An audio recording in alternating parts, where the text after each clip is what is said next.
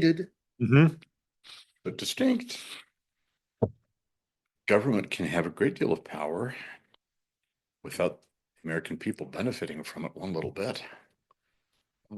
So someone in office in DC might get jollies over, oh, we just installed a new government in Kyrgyzstan.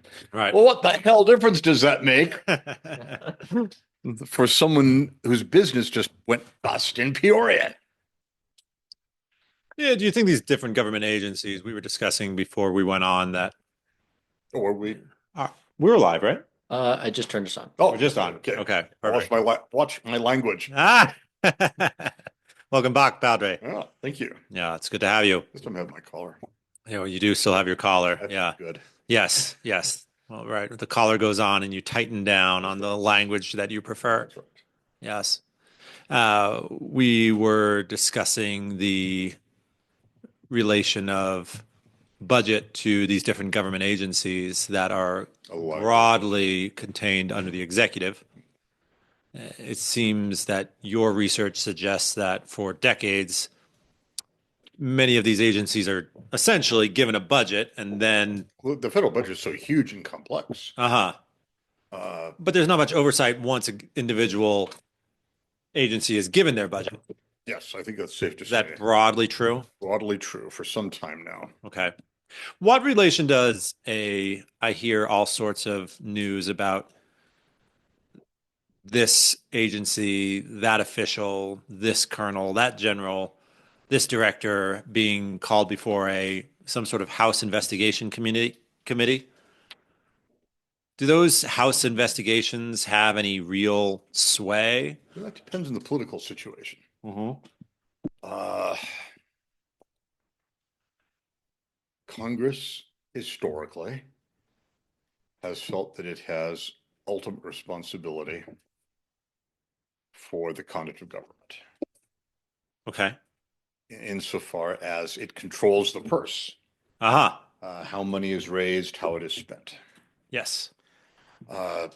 So controlling the purse. This goes back.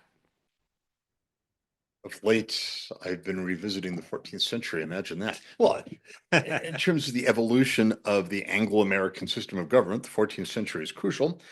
This was also happening in France and Spain as well. For various reasons, the development was cut short in France and Spain. It was not cut short in England. The rise of Parliament to political power had to do with its control of the purse. If we are authorizing taxes, we should have something to say about how the taxes are spent.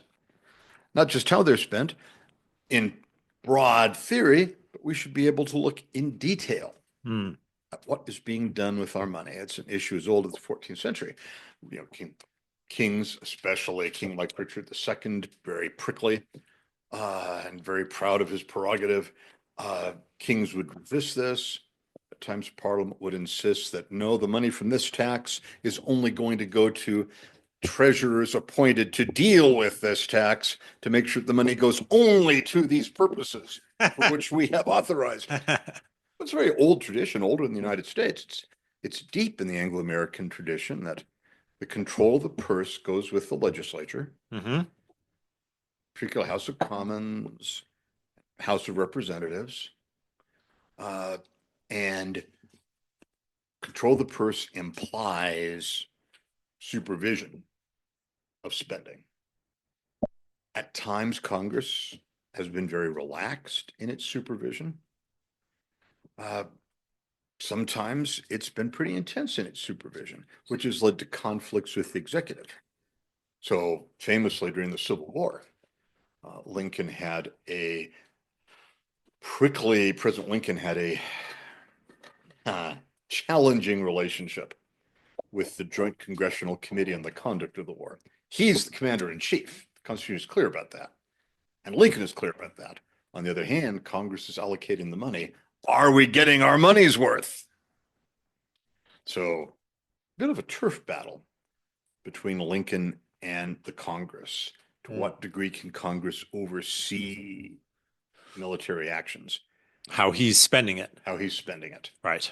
So, famously, after the unpleasant Vietnam experience, Congress passed, and no president has ever liked this, but Congress passed and uh, passed by a sufficient margin that it was veto-proof, passed the War Powers Act This was after Vietnam. after Vietnam. Okay. So limiting, in theory, the president's ability to commit U.S. troops overseas without congressional approval. Again, the turf battle. No president has liked it. President is commander in chief. Constitution is quite clear about that. On the other hand, Congress has the power of the purse. Constitution is quite clear about that as well. The president claims as commander in chief, I dispose of the military as I see fit. Congress says, but wait, we're paying the bills. We have a right to see that we're getting our money's worth and that our money is being spent in the way in which it was intended to be spent. Ah, So old turf battle. What's a little, actually quite unusual in the current context is the executive branch making the claim that the current incumbent of the executive branch making the claim that the president's office has lost control of spending and that presidential control over spending has to be reasserted. the White House doesn't have the command of the executive the way it should. The way it should. That, I think, is the current administration's contention. I'm inclined to think it's accurate. Mm-hmm. Just because your size of the federal budget and the complexity of the federal government. Yes. You try and draw an organizational chart of the United States government. Just size and complexity. I think it's, in my opinion, it's safe to say that for some time, the spending of various agencies has been largely opaque to the chief executive. I guess if you've been in the habit for several decades of being given your allowance and not asked too many questions, you're going to squirm a little bit when someone starts demanding to see a line item accounting. Yes. It's, I think for many government agencies, it's a somewhat novel and unsettling experience. Well, yeah, I mean, U.S. aid was borrowing Doge to come in. I don't know if you heard about this. Yeah, it's difficult to argue. A difficult case to argue, in my opinion. The Constitution does not mention any agencies or cabinet officials. It just mentions the president and says that executive authority is vested in the president. So it seems to me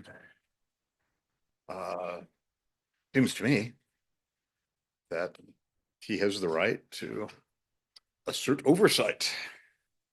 Yeah, I mean, just see where the money's going. Because U.S. aid was into so many bad things. And It's startling to look at some of the line items. And, you know, for us on the ground, our vague impression, we didn't look very closely either, right? yeah, no. For us on the ground, our vague impression was that this is about feeding starving children in Bangladesh. Look at some of these line items. This is very far from feeding starving children in Bangladesh.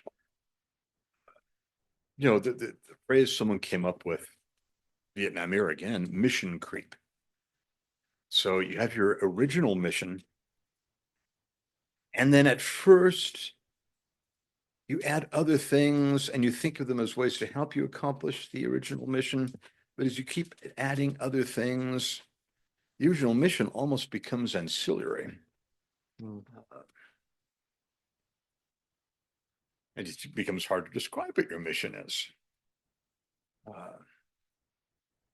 So I think mission creep is a very real thing, and it's one of things we're confronting. The question I've had in this whole process of seeing Doge uncover spending that most laymen would describe as profligate. Yes. Okay, great. We've uncovered it. $1 billion here, $1 billion there. Sooner or later, you're talking real money. Where does this come back to the American taxpayer? I mean, are we going to notice our taxes are lower next year? No. No. Well, what about the year after that? No. The year after? So like Right now, What happens? Do we Right attack now, the national debt? the imbalance between tax revenue and expenditure. $2 trillion a year? You'll laugh or you'll cry. Hmm. The imbalance is totally unsustainable. Mm-hmm. Systemic issues there that go beyond government efficiency or lack thereof. Mm-hmm. And those are very hard issues. But yeah, right now, what we pay in taxes doesn't even come close to meeting the expenses of the government. Not close. It's a yeah, it's an alarming state of affairs. I like studying history. One writer said that fiscal history is one of the least interesting aspects of history to read about.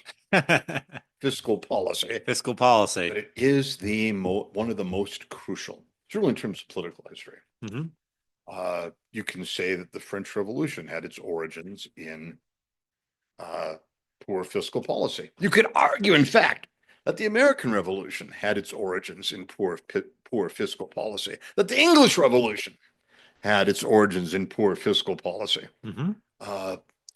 It's a crucial subject. It is boring as heck, but of huge importance. Political systems can fall, have fallen, because of their inability to manage their finances. That's troubling. That's very troubling. It's not just philosophy or popularity of votes. It's the inability to balance dollars and cents, Simple inability to pay your bills. pay your bills.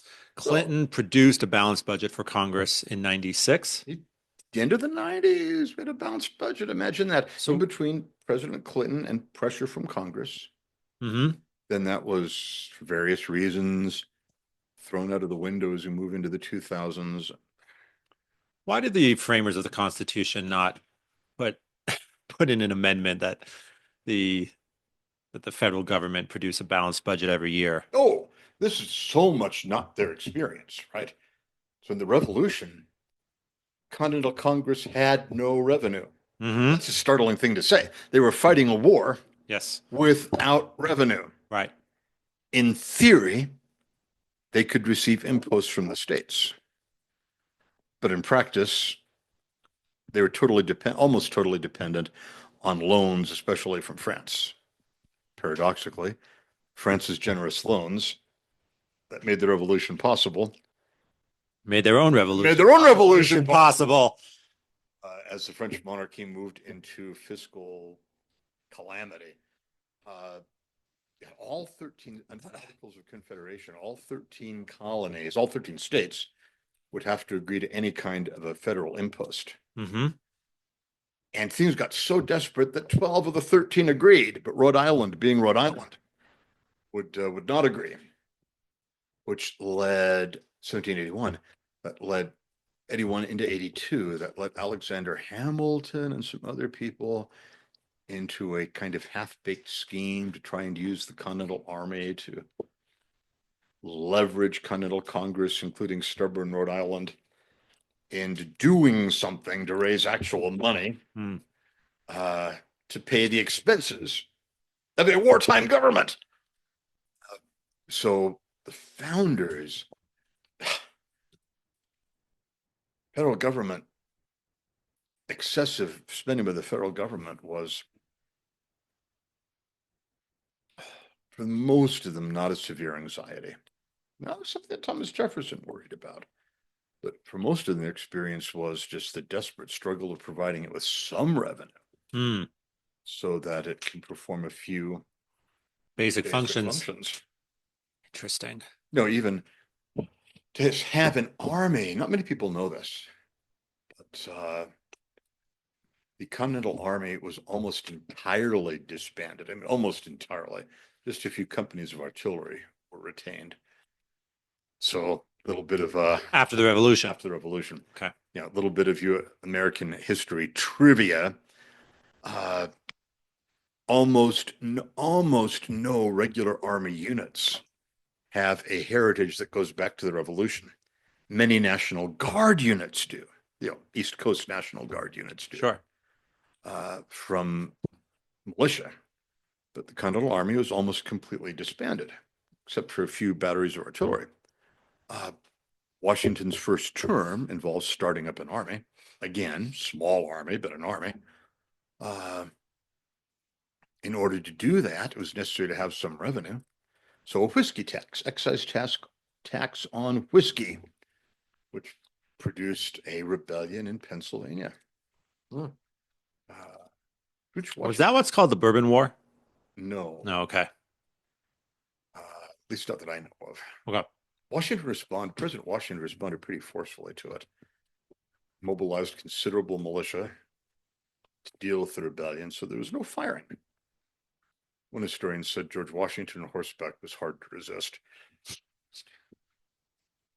Rode up with the militia, and that was that. That was their concern. Having some revenue Hmm. for the federal government to perform some functions. You read American history, that's one of the huge mental shifts. We're used to a massive government with a significant impact in the daily lives of Americans. If you go back to the early days of the Republic, it was a small government with almost no relevance to the day-to-day life of Americans. It would handle foreign policy, such as it was. What little there was. A small navy, eventually a small navy, a small army a little earlier, eventually a post office. That was probably the main effect. That was probably the main impact on the lives of ordinary Americans. The post office. The federal government in the early days of the Republic, the post office. And some tragic. Is it true to think that that essentially shifted with the Civil War? Ooh, some truth to that. That was one of the lively issues between the Whigs and the Democrats. Whigs and the Democrats. The Whigs famously were the party of internal improvements, which meant federal expenditure on roads, eventually railroads and harbors. Okay. Bridges, dams, Yes. lighthouses, harbors. Democrats, following the Jeffersonian tradition, were skeptical of that. Can we really do a good job, or can we really afford to do it? Should it be left to the states? Yeah, should be left to private enterprise. Knowing that some states will do a far better job than others. Yes, exactly. And that was the Whig argument. The states are going to handle this inconsistently. And there is a national interest in having canals and roads and railroads, harbors. Yes. I think the discussion predated the Civil War. Nonetheless, no question. The first massive expansion of federal government activity was doing the things that were required to win the Civil War, which alarmed some people. Yes. Lord Acton, famous British historian, liberal Catholic, liberal in the 19th century sense, right? It would not do to think of Lord Acton as a 19th century British Ocasio-Cortez. Yes. But liberal Catholic in the 19th century sense. He was sufficiently alarmed by the war machine created in the North that despite his basic liberal outlook, he had reservations about the Northern victory that he expressed in a post-war letter to Robert E. Lee. Right. Now, that is, of course, don't want to get into the whole issue of the South's grave moral flaw of slavery, but to some observers, not all by any means, but to some observers, the massive military and the massive tax and administrative or apparatus behind that military created to win the Civil War. To some people, that was alarming. I mean, it was 750,000 men by the end Yes. of the war, right? Just for the North. Just for the North. So 750,000 men from a population of a little more than 20 million. It was a huge mobilization. Mm-hmm. Wow. Terrifying in scale, terrifying in casualties. Mm-hmm. For the time, the people would have heard about battles with casualty numbers they never had imagined. Oh, never imagined. So famously, the 2-day Battle of Shiloh in 1862 claimed more American lives than all of the battles America had been in prior to that Wow. through several wars. That's just 2 days of Shiloh. The Civil War was on a radically different scale. Okay. Improvements, if that's the right word, improvements, Advancements. advances in Yes. the lethality of musketry and artillery. And by the time of the Civil War, the last major war of the United States was the case. There were more fatalities from disease than from battle. That was the last time that was true. Last time that was true. Okay. But that was normal before that. Mm-hmm. Everyone's conflicts. Are some of those lethality numbers a mixture of like you got wounded in battle, then your leg got infected, then you died? Like you didn't. Oh, yes, yes. Like, There are many injuries that in the modern context would probably not have led to death. right. But in Right. the Civil War context, it did. So you wouldn't, it's not like you just got sick in your tent. It was like, no, you were in a battle, you got shot, and then that shrapnel You got infected. sick in your tent. That happened as well. Yeah, you got a lot of guys gathered together in close quarters. You've got a huge sanitary challenge. Mm-hmm. Many diseases historically. Yep. Yeah, I think medieval history is my thing. I told you I was revisiting the 14th century. Yes. 100 Years' War in the course of the 14th century. There were 8 major sieges in the 100 Years' War. Major in the sense of sieges of major cities. 7 of them failed. Only 1 succeeded. Kind of makes you wonder why they tried.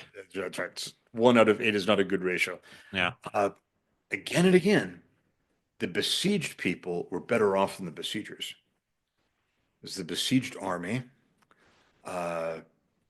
ate up food.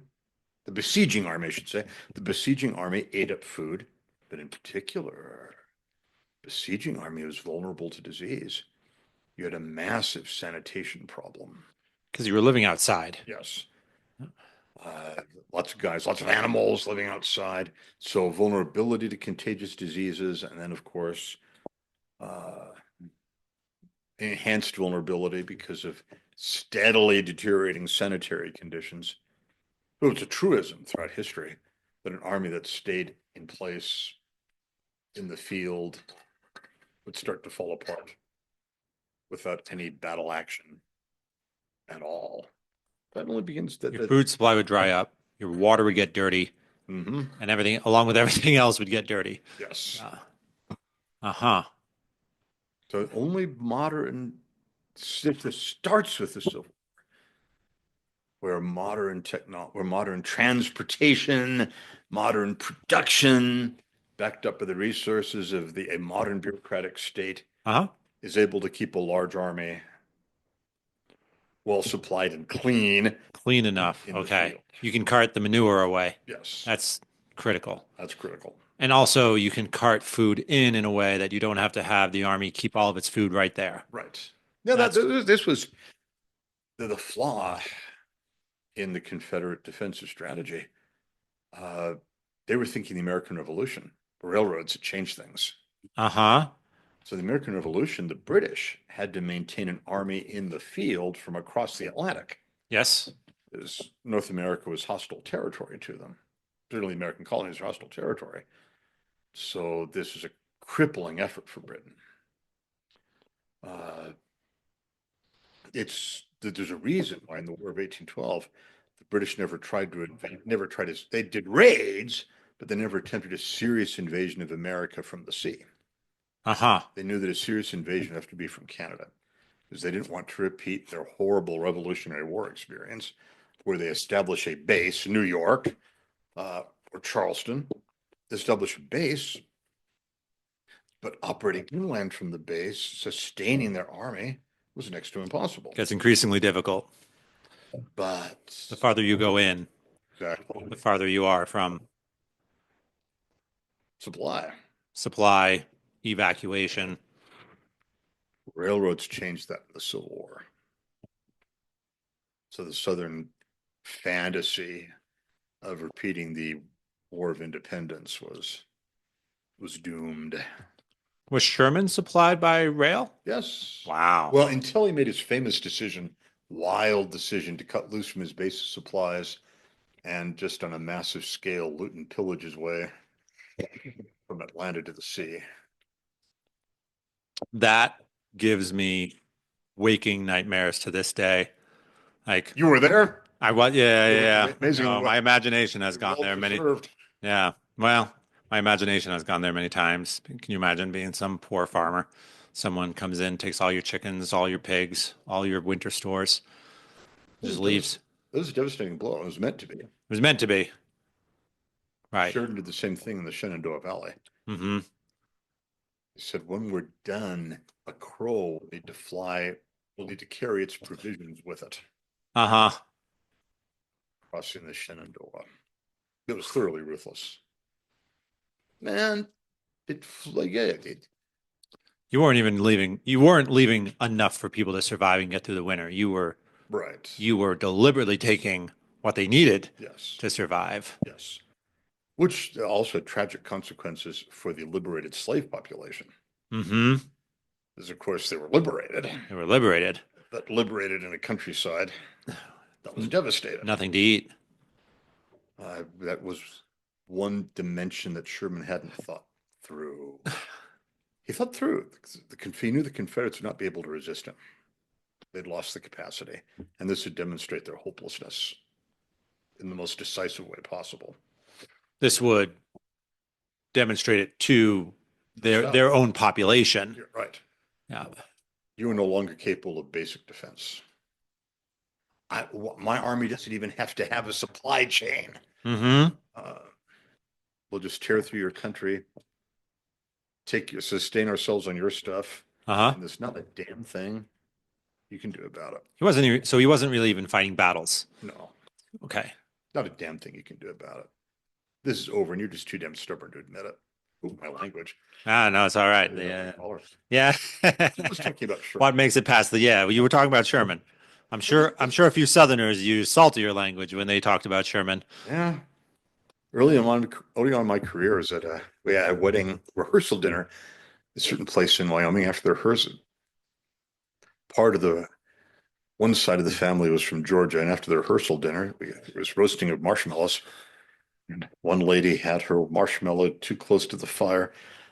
Lady from Georgia, marshmallow caught fire. And she was startled by it, didn't notice it. She turned around and she said brightly to everyone, I just Shermanized my marshmallow. Shermanized. Oh, Shermanized. It's still a phrase. For her it was. Yeah. I just Shermanized my marshmallow. Yeah. Wow. 100 years later. 150 years later. 150 years later. Wow. Yeah. So it emphasized the futility of Southern resistance, but it's a sad story nonetheless. Particularly. Did it end the war earlier? Well, certainly. Okay. Certainly. Not early enough. Southern resistance was already basically hopeless, and Sherman expressed what many in the North felt: we're still fighting, we're still getting killed over a war whose outcome is certain at this point.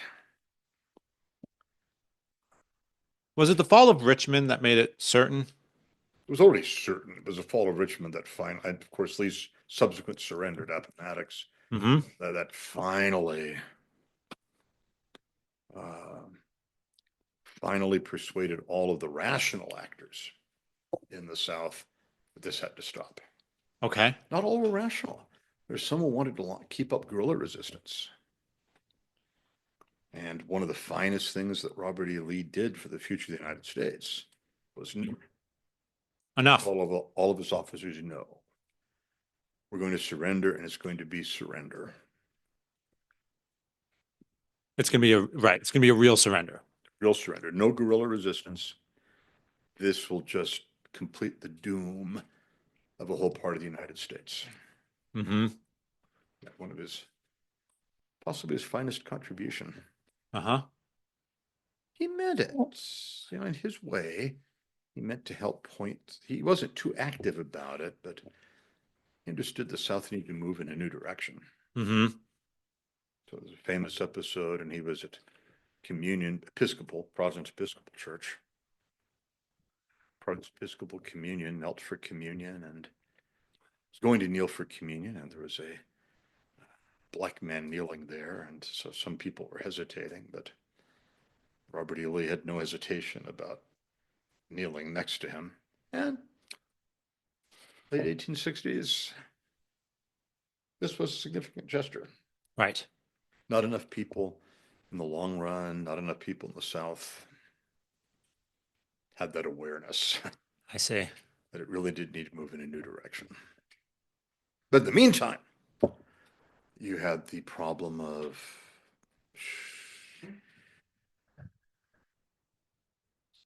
fatigued by the war. The North is in the mood just to, declare victory And leave. and leave. So the hard work of, got a really depressing book. I've got some good books. You've got some depressing I've got books. some depressing books. Really depressing book about the history of Reconstruction. Just, oh, what a tragedy. Could Lincoln have seen it through? Maybe. Maybe. Would have been a tough job even for him. Mm-hmm. He had to fight a two-front war. Mm-hmm. Three-front war. Recalcitrant Southern whites had to be persuaded, not just by force, carrot and stick persuasion, enough force to prevent them from terrorizing Yep. the newly enfranchised black population, but also enough of a carrot To make it worth their while. to say, you're not just losers. There's hope for you too. Right. The South will be rebuilt. Yep. So that's one front. The other front was dealing with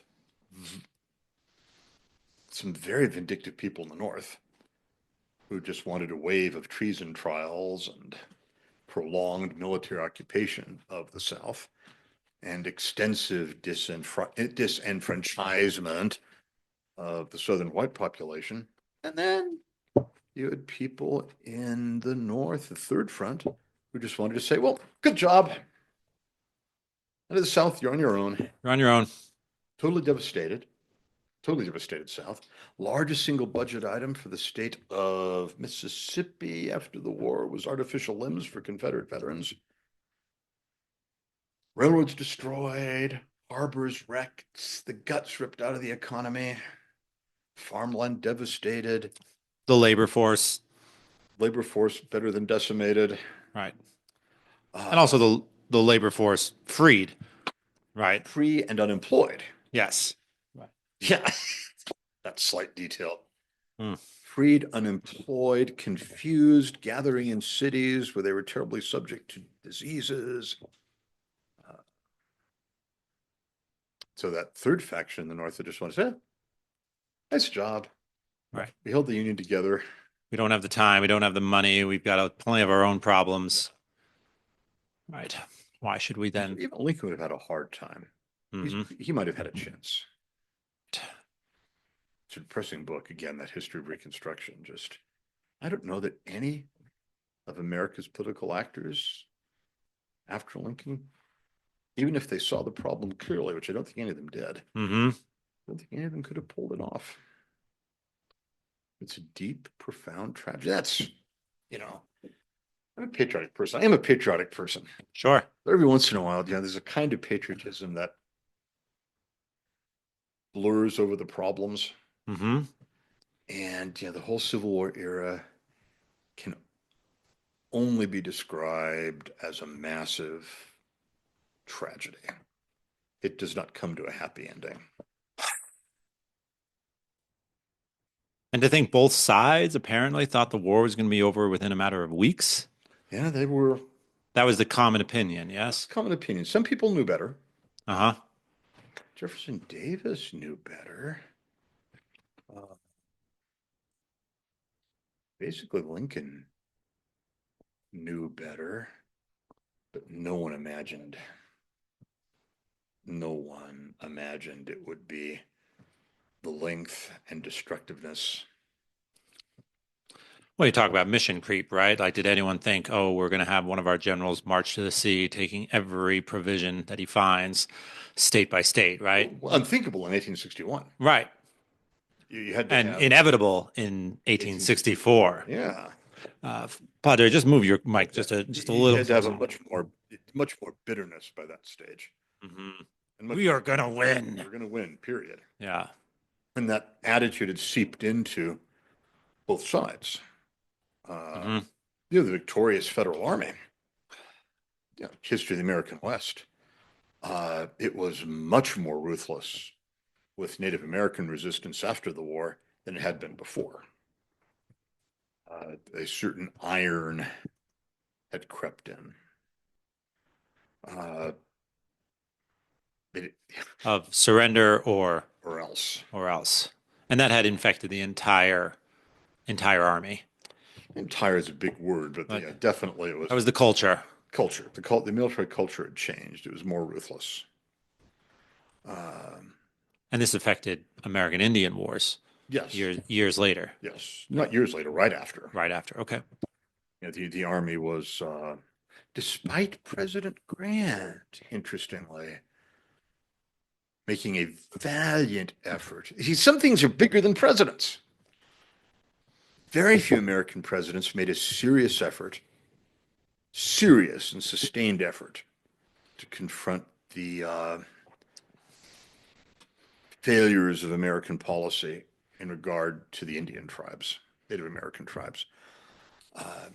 And even the two who did, George Washington and Ulysses Grant, even the two who did found it unmanageable. So Grant's valiant peace policy for the West failed. Could not make it work. Mm-hmm. Despite every good intention, Despite every good intention. sustained effort, and a plan. That sustained effort from the president and a plan. It still failed. And again, another tragedy. Every nation has its tragedies, and its glories, its successes. Sometimes they're related to each other. The United States during those years was able to take in population from Europe, often desperate, and give them a future full of hope. The rapid building up of the United States during that time is astonishing, and it's a wonderful success story, full of human triumph. It deserves to be described as a human triumph.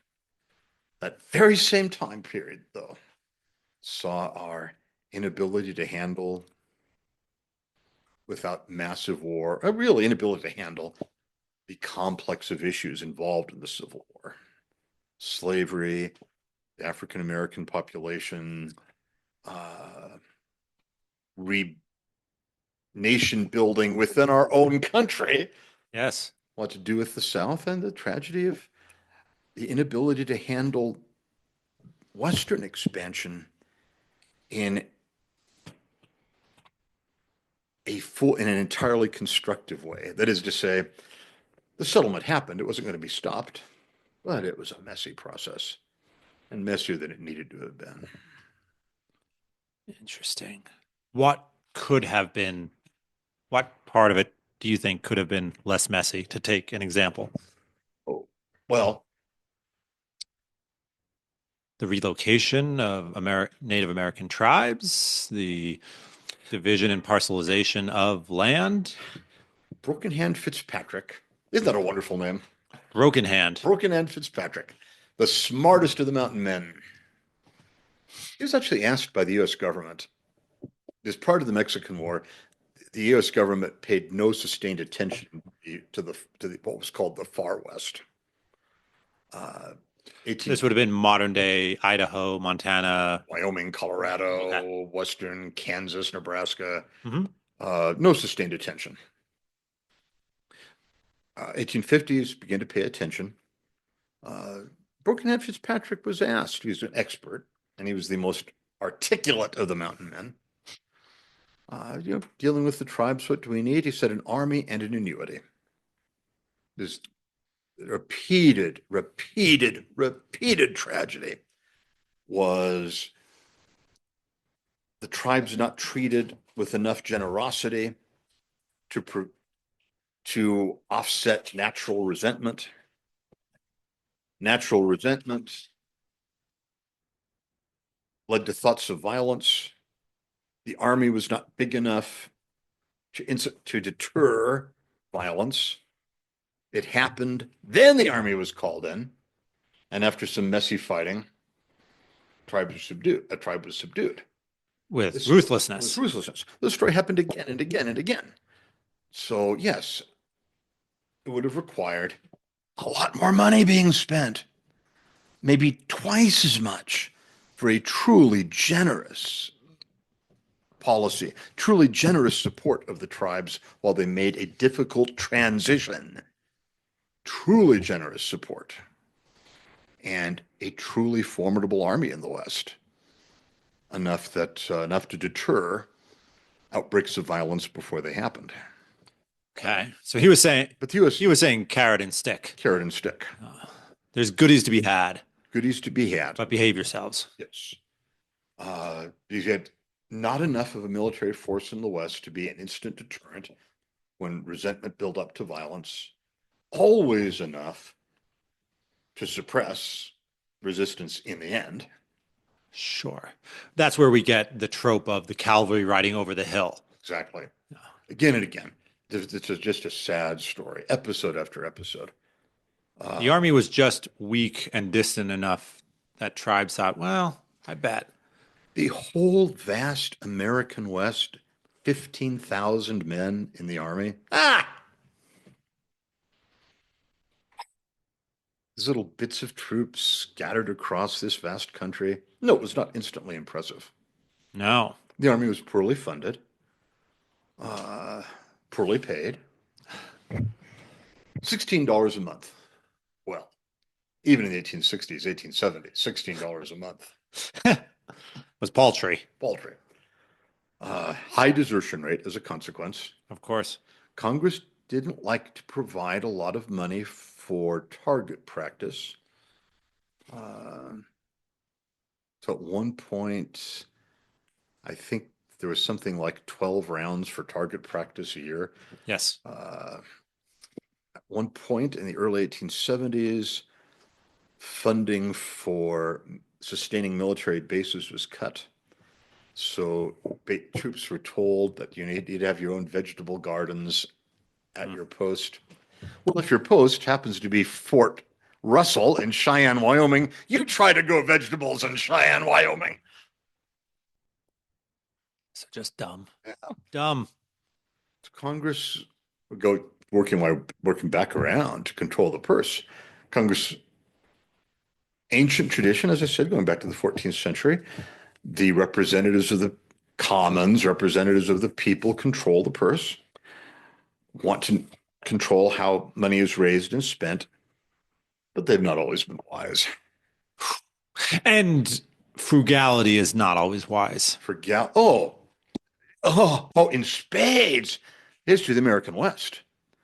The frugal policy towards the tribes and towards the army actually led to much greater expenditure in the end, because you had these repeated outbursts that claimed lives and cost a lot of money.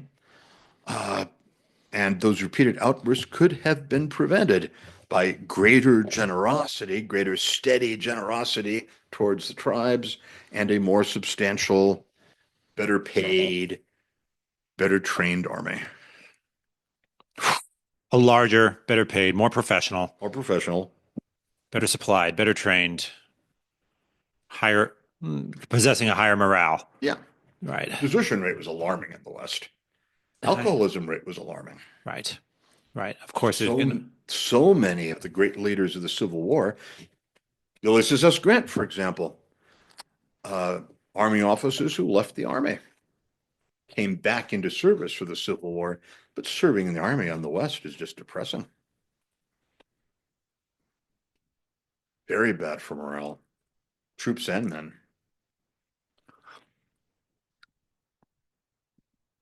wow. And part of it was Congress being unwilling. And there's a Jeffersonian tradition. President Polk in his State of the Union address, 1848, he actually boasted, he's very proud of the fact that we are now expanding into California and we're not spending any government money to do so. By the way, there's lots of gold there. Yep. He helped spur the massive gold rush. That was a messy thing, though. But yeah, this is part of the Jeffersonian ideal that this national drive to the West, this national will to power would be expressed not by the government, but by the people. Great deal of truth to that. Oregon Trail, that was not trailblazed by the government. Mm-hmm. Downside of that, it was messy. Man, this just makes it even harder, right? You can't just plant your flag on the hill of frugality will always save us. No, sometimes frugality creates longer term expenses. And sometimes those expenses are not fiscal expenses. Sometimes they're human expenses. They're human expenses. Yes, you can't just say spend less money, period. Whenever possible. Whenever possible. That's not responsible. Right. Sometimes one of my brothers, in a fit of, not despair, it's not the right word, but a fit of irritation, he said once, James, I'm going to write a history of American foreign policy entitled The History of Half-Assedry. The history of half-assedry. We'd make that the title of the episode. The history of half-assedry. Father James and the history of half-assedry. His point being that attempting to do things on the cheap often leads to greater long-term expenses. There's a great deal to be said for planning to get it done. Spend the money. Let's spend the money with enough resources to nail it. Something you brought up about, we were talking about Kennedy and the Bay of Pigs. Bay of Pigs was quarter-assed. Quarter-assed. Yeah. That wasn't half-assed. That was quarter-assed. Right. Yeah, either do it or don't do it. But this, right, it makes no sense. Setting a few poor bastards onto the beach to be shot at. Yeah. And saying we don't provide air support because we provide air support, that means everyone knows we're behind it. Everybody knows we're behind it. How do you think they got there? This makes no sense. Either do it or don't do it.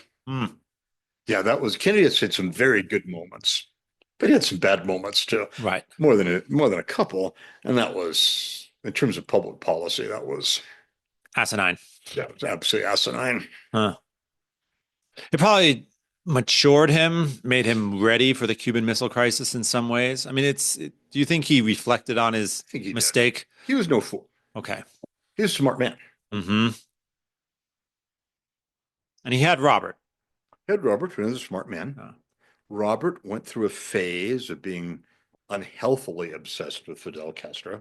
So he smiled more than he should have on bizarre schemes truly bizarre schemes. You read about them and you think, how many of the officials of the CIA thought they were in a James Bond movie? Right, the exploding cigar. Yeah. Things of that nature. Things of that nature. Right. Bizarre schemes for assassinating Fidel Castro. And is assassinating foreign leaders really the kind of policy we want to get into?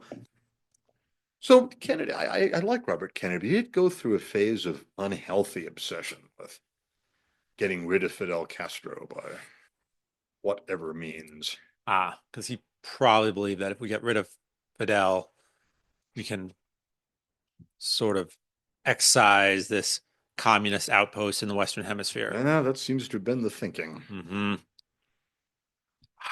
But there was a resentment of the United States that was deeper than just Fidel Castro. Yeah. Right. What were they thinking? Yeah. what were they thinking. But in a certain way, is it true to say that in 62, with the missile crisis, the stakes were higher? Oh, yes, they were. The Soviet Union had overcommitted to Cuba. Khrushchev had overcommitted. Khrushchev had overcommitted. You talk about governments not really doing things with everyone being on the same page. That was a good example. Okay. And I think it's why Khrushchev lost his job. Khrushchev would have instructed the KGB or just certain parts of the military parts of the military to bring those missiles over. Yes. Okay. And the rest of the Soviet establishment seems not to have been informed. And they were unhappy. They were.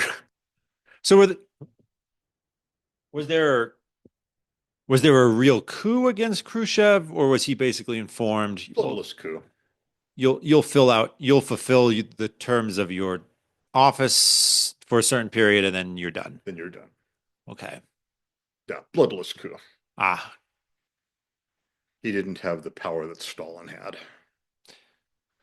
And the rest of the Soviet establishment that really liked the idea of dying in bed, and not in a mushroom cloud. The rest of the Soviet establishment was happy to pension him off. Not a voluntary retirement. Sure. But better than being sent off to Siberia. Not the way Stalin would have done things. Or yeah, lined up for your troops, your target practice. Yes. All right. Your last great act, your last act for your country shall be to be target practice for our fine troops. They were going to do that again. They'd all survived.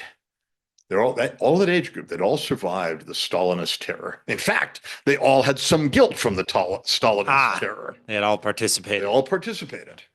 They were survivors and participants. They had sold some out. They had probably sold out some of their friends. Exactly. In their 30s? Yeah, they'd been in their 30s and 40s. They participated in the Stalinist purge, but also survived it because the purge consumed its own people.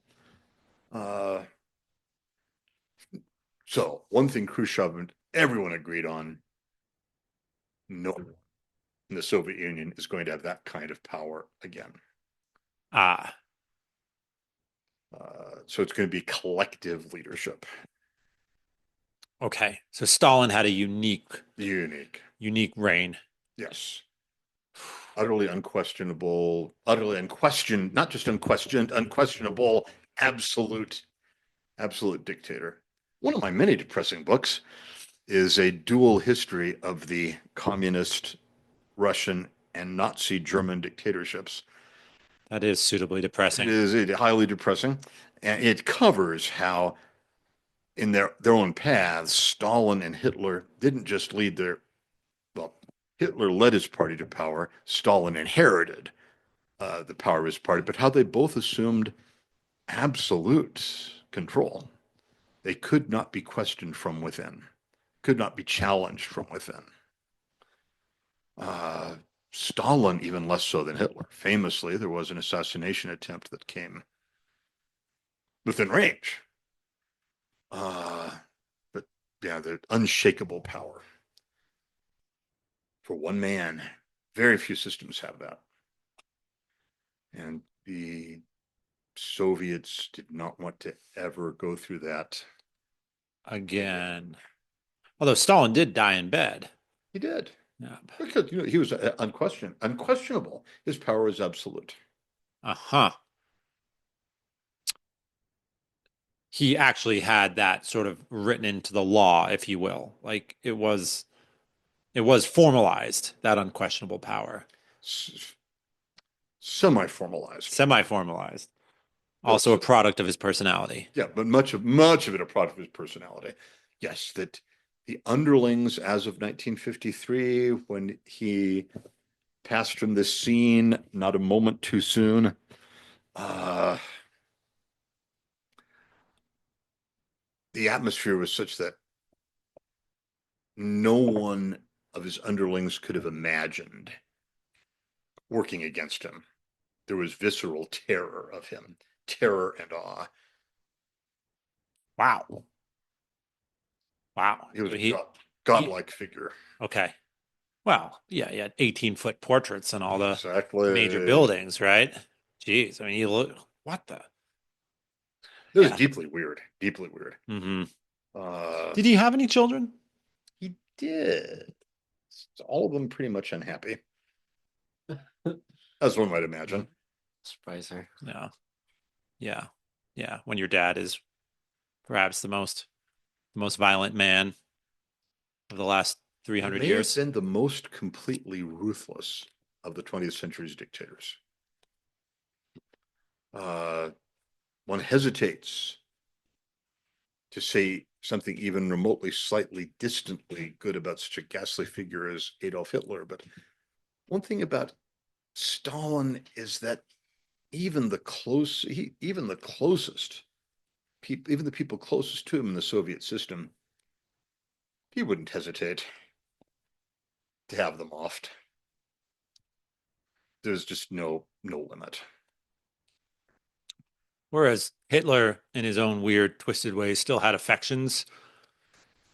Affections is not the right word, I don't think. It's more like it was more important for him to think that people were loyal to him Personally, personally. he still kind of wanted people to like him. Yes, until the very last raving stages. Sure. Until the very last raving stages, he still liked that fantasy.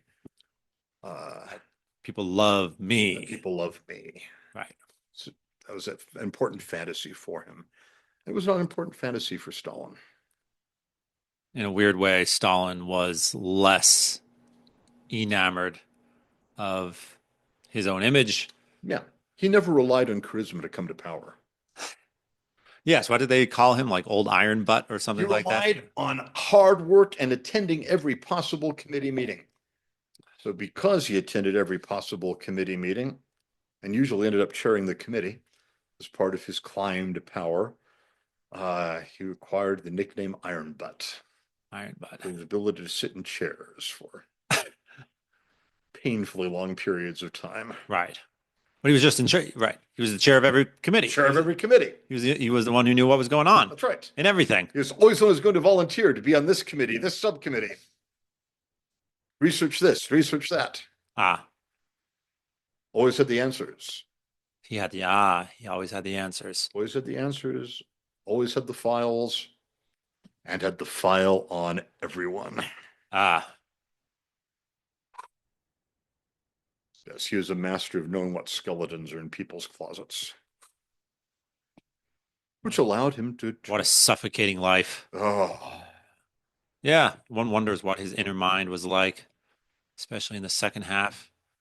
I read, it's rather old now, since I read it in college. I read a detailed biography of Stalin in college. Very detailed. A professor told me, you almost deserve some sort of a medal for reading through a subject that depressing. He's just a dark, dark man. None of the false glamour that people can associate with evil. There was no charisma. There was just. He was never fun. Never.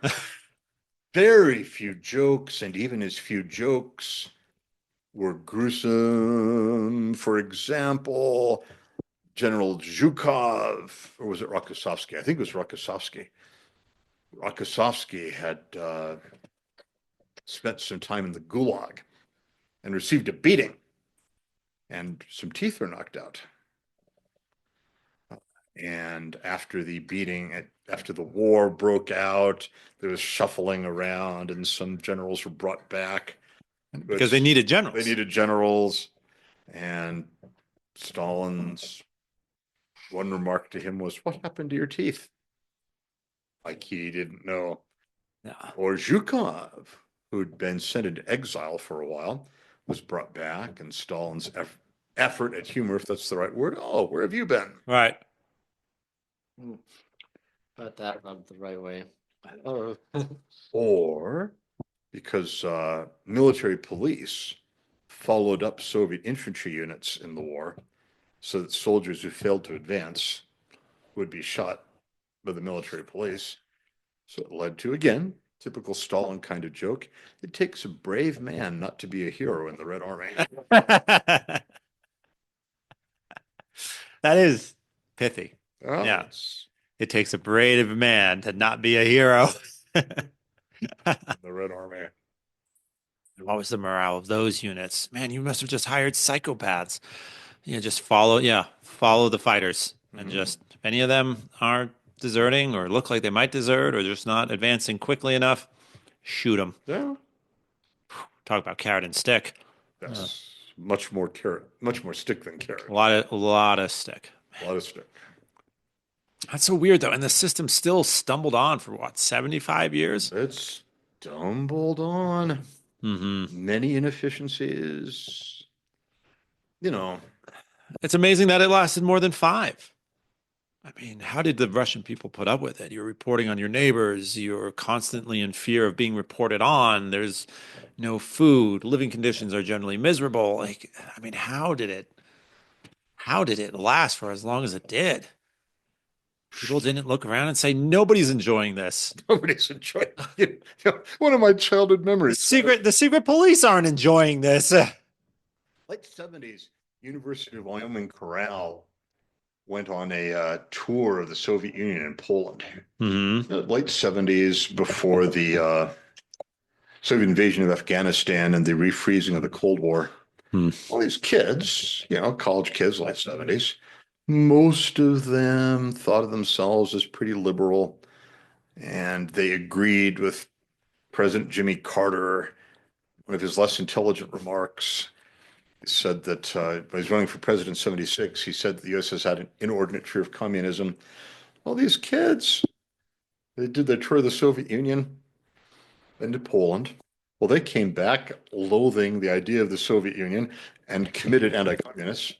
They said it was enormously depressing. Even crossing into Poland, which is communist Poland. Yes. But even crossing into Poland was a relief. Mm. Because in Poland, people were capable of smiling. They never saw anyone smile in the Soviet Union. Never. Never. His college kids were struck by that. There's something deeply weird and warped about this country. About this whole place and this whole system. It's especially notable when they crossed over into Poland, which of course had one generation less of communism. And also, is there not a sense of resistance even in Poland? Like, yes, we're a communist country. Yes, the Soviet Union calls the shots for us, but like, We're still Poland. we're still Poland. Yeah. Like, we didn't really choose this for ourselves. Right. That was very clear. Whereas the Russians had nobody but themselves to thank Yes. and nobody but themselves to blame. Yes, it was their system, and it came to power through a civil war, but not through foreign invasions. So it's all sort of ours and patriotic, but it's still miserable. Right. We're enthusiastic. Nazis, though, All right. but we're still miserable. We beat the Nazis. Or we're still miserable. We got rid of that damn czar. That's right. And we're still miserable. We're still miserable. Oh my And God. they could feel that. These So it's 3 generations, right? three generations. 1918 to 1989. Yeah. 3 generations of communism, which had a profoundly warping effect. On the psyche of the. Yes, on the psyche of the peoples of the Soviet Union. Hmm. And those places, such as the Baltic states or West Ukraine, that didn't have all 3 generations, less warped. Yeah. Oh, that's terrifying. It was one It's of terrifying that problems can become so embedded inside the heart of a nation, that it would take 60, 70, 100 years to get free of it, right? Yes, I mean, well, are they free of it yet? yeah, that's a good question. That's a terrifying question. With one generation less of this, Poland, to take out the outstanding example, I will call Poland the outstanding example because the downfall of the Soviet system started in Poland. Mm-hmm. With one generation less, Poland was able to call out lies. The people were, not the government, but the people Mm-hmm. felt able to call out lies. Okay. And I think in the Soviet Union proper, it was harder for them even to say they're lying to us. Solzhenitsyn could say it. Uh-huh. His famous line was, "They're lying. We know they're lying. They know we know they're lying, and yet they still lie." That's how the Soviet system worked. No one could be free of it. No one could be free of it. Poland, they were more able to laugh at the absurdities. Mm-hmm. Russians laughed, but behind closed doors, Uh-huh.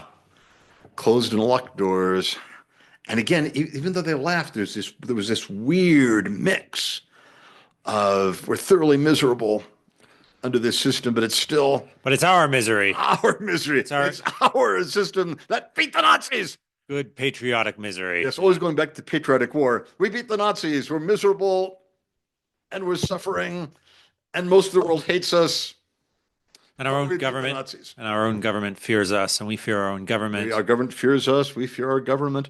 Oh, the government. I knew an American sailor, Second World War era.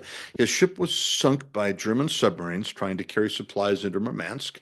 He was fished out of the water by the Soviets, saved his life. So an ally, he risked his life, American merchant marine, carrying supplies to the Soviet Union. Okay, they treated him right, but he was so struck by this, they made sure he never had any contact with Soviet civilians. Really? Even in the middle of the war. Contact even with allied foreigners. Our people can't be contaminated by external ideas. Oh. Wow. Yeah, So I guess if you were a child growing up in St. Petersburg in 1965, you didn't really know there was anything else. Not really. not really. Which is why they were so reluctant about tours of Soviet citizens abroad, unless they should see. Dear. Yeah. Yes. Stores are full of food. Yes. People have multiple pairs of shoes. Oh, They tell jokes. They tell jokes. Yeah. Again, even other communist countries in Eastern Europe with one generation less of communism, they still had the capacity to smile in public. Mm-hmm. The same lies were being told, but the population had not been as thoroughly ground down. Same lies were being told. A friend of mine's in-laws worked for Polish state television, Krakow, 70s into the 80s, and they wanted to have a news story about air pollution in Krakow. Everybody knew there was air pollution in Krakow because you just had to walk outdoors. Yep. And look up. And breathe. Right. So their point was, well, why are we pretending that there isn't this problem? Everybody knows it's there. And the superiors said, well, no, we can't have that in the news. But they kept at it. We have to say something about it. Everybody knows. Everyone's coughing. Everybody's coughing. So they said, okay, you can have a story about air pollution in Krakow, but you have to say that all the pollution blows in from East Germany. They weren't even trying for their lies to make sense anymore. Again, Solzhenitsyn's line, they're lying. We know they're lying. They know we know they're lying. And yet It'd be off. It's like they were playing a character. It's like they can't break the role. they can't break the role. Right. They just Of course you have to say it's blowing in from East Germany. Right. The wind doesn't even blow that direction. Yeah, but yeah, you know. So it was falling.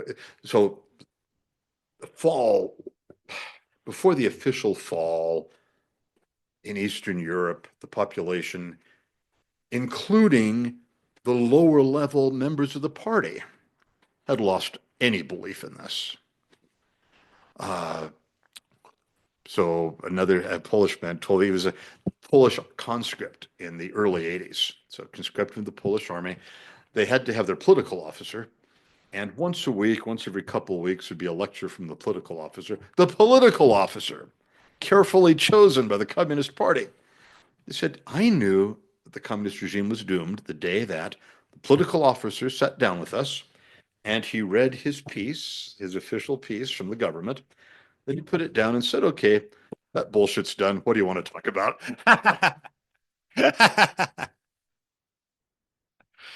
Oh, that's fantastic. Or the Polish equivalent of that expression. Sure. And the lady, again, less worn down.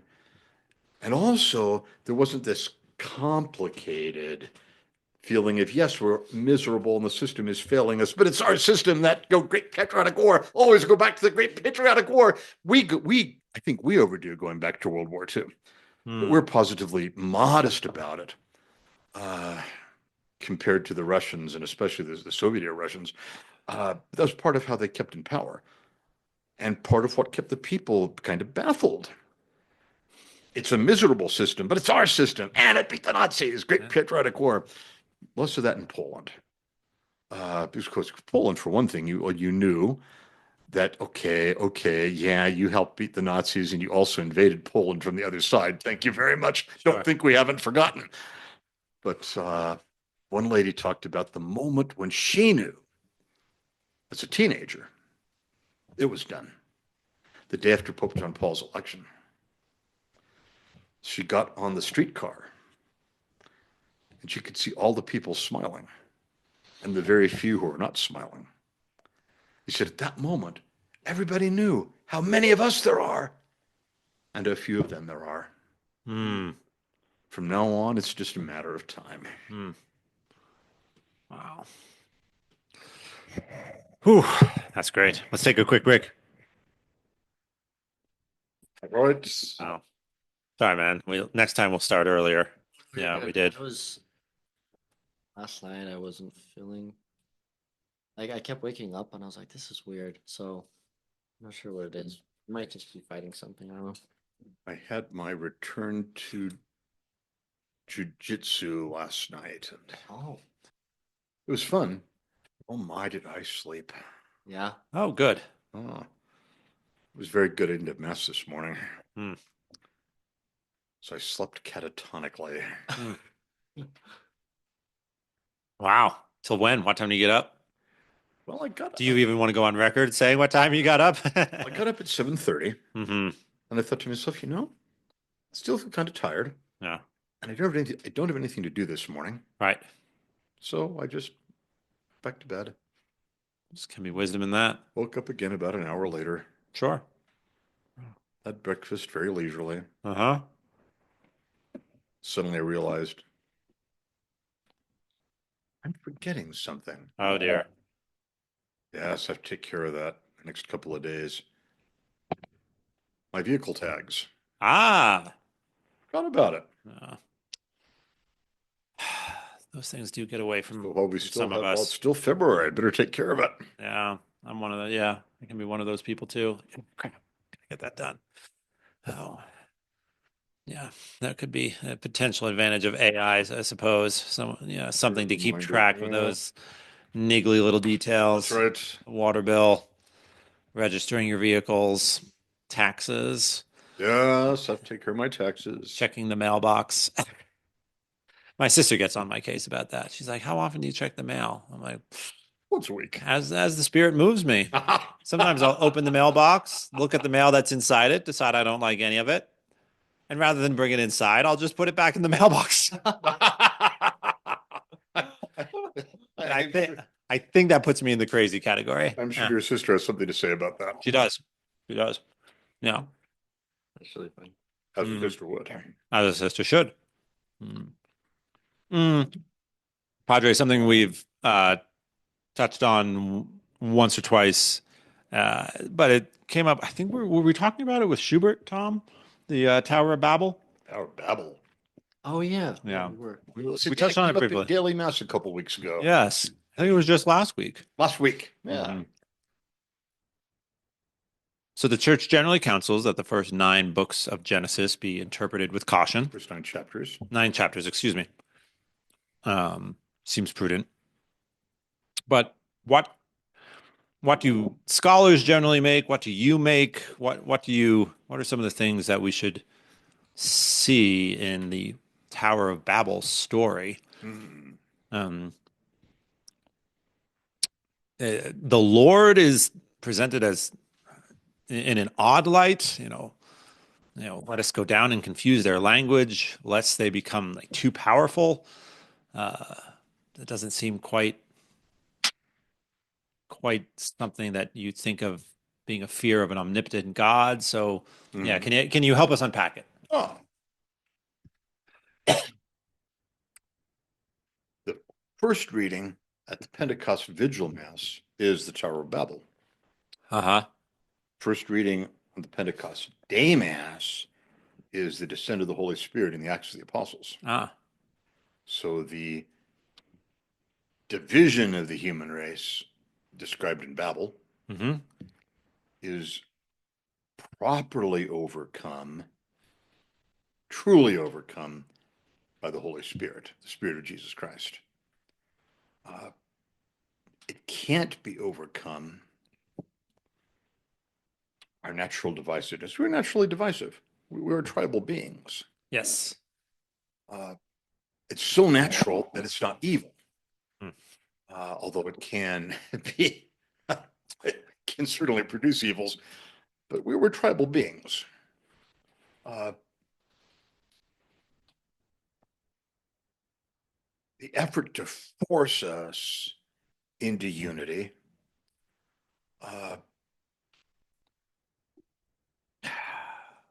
produces disaster. And that's my take, at least, on the Tower of Babel. That The human efforts to produce unity. human effort to produce unity, demonstrate this unity by building this grand, incredible, astonishing tower to display to ourselves how great we are And how unified we are. and how unified we are. Yes, unity, not a bad thing any more than having a tribe is a bad thing. Both can become idols. We're more accustomed to think of the ways in which tribalism, nationalism, ethnocentrism, we're more accustomed to think of the ways in which those can become idols, which they can. We're less accustomed to considering the ways in which unity can become an idol, but it can. And however great have been the crimes committed for the sake of tribe or nation or ethnicity, are also great crimes committed in the name of unity, an imposed, enforced unity. How to let people, famously, Pope John Paul, and Pope John Paul kind of guy. Partly that's Shout out to Pope John Paul. partly generational, I imagine. Hmm. This isn't vodka, alas. Yeah. But famously, he said, unity is not uniformity. The idle unity can become that uniformity. What the Spirit of Jesus does in Acts of the Apostles,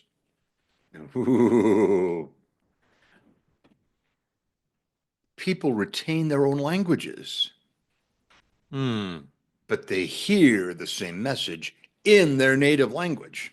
So their native languages are not wiped out. Mm-hmm. They just hear the gospel in their native language.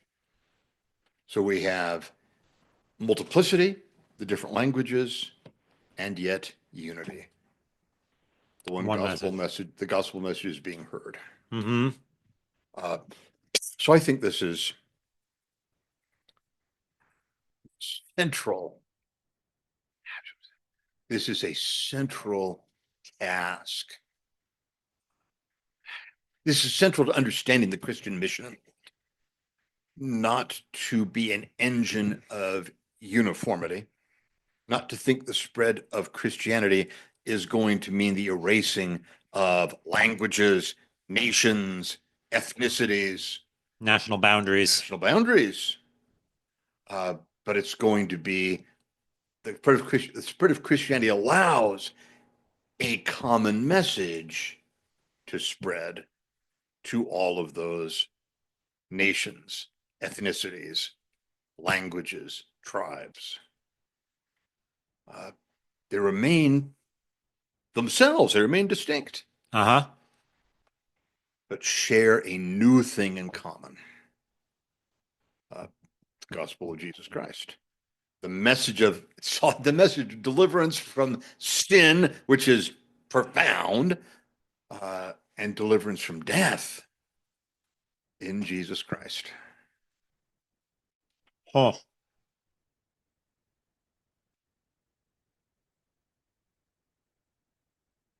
So I think as the gospel seeps into people, I'm going to paraphrase a line from the great GK. The Frenchman doesn't cease to be French. The German doesn't cease to be German. The Frenchman actually becomes so deeply French that he's no longer bothered by the fact that the German is German. Ah, And the German becomes so deeply German that he's no longer bothered right. by the fact that the Frenchman is French. The goods that are contained in those things will be The goods that are contained in those perfected. things can be celebrated and not thought of and not placed in opposition to each other, but also not put into a melting pot to produce a bland stew. I mean, I feel as if the drive towards a modern day Babel is all around us in a way that may not have been true Oh, it is. 100 years ago. Oh, it is. It is. It is. Let's all eat at KFC. Let's all get on to Verizon. Let's all watch Netflix. The end of my trip to Ireland into the 90s. I enjoyed most of the trip except Dublin. Part of the problem was my brother, God bless him. Of course, I was younger then.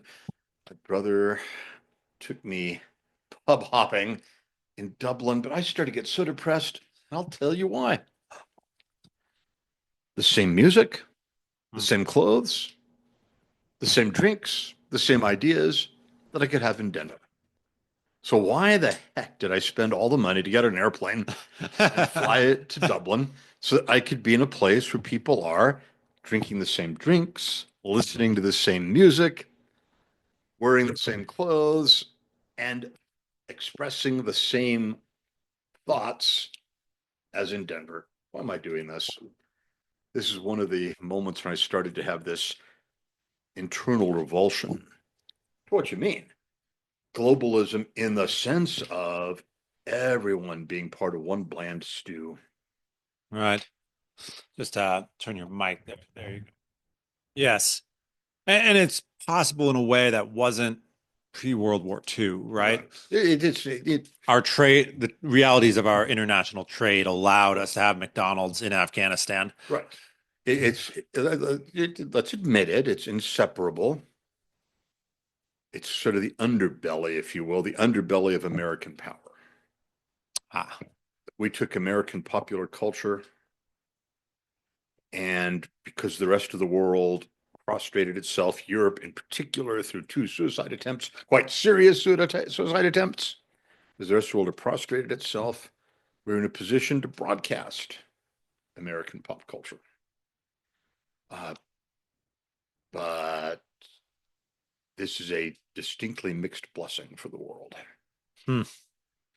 Is it really a step forward that in every corner of the earth you can get Kentucky Fried Chicken? I mean, if you've ever had Kentucky Fried Chicken just around the corner, you know it's not much of a blessing. And paradoxically, when I say American pop culture, I do not mean a culture that necessarily respects what happens in most local American communities. Mm-hmm.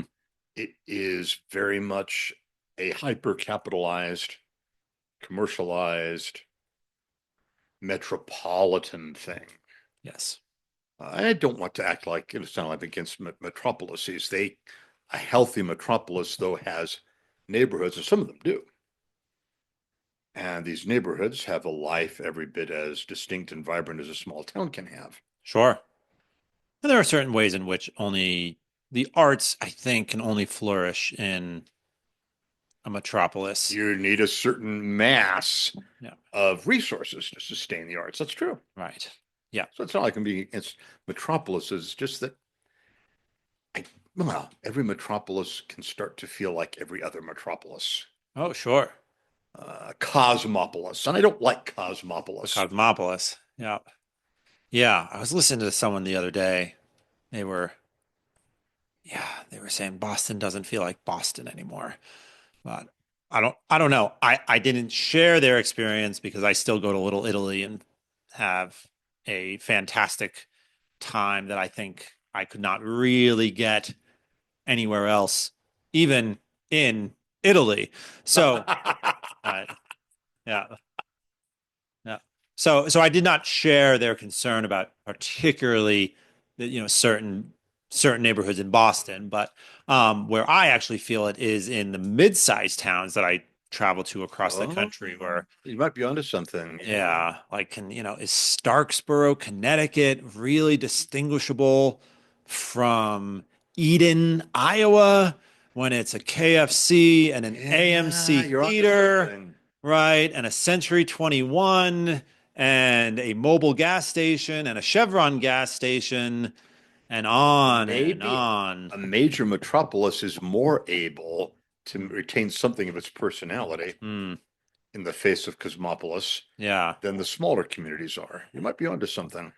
Right. And it's not that there's not KFC in New York, but it's KFC doesn't really define. New York. KFC has not driven out the local food Yeah, that's a good way to put it. that is great about New York.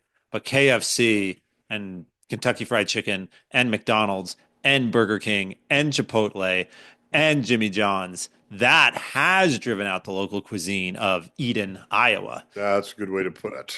Yeah. Yeah. Right. And You can still go to New York and find a great local bookstore, but you can't go to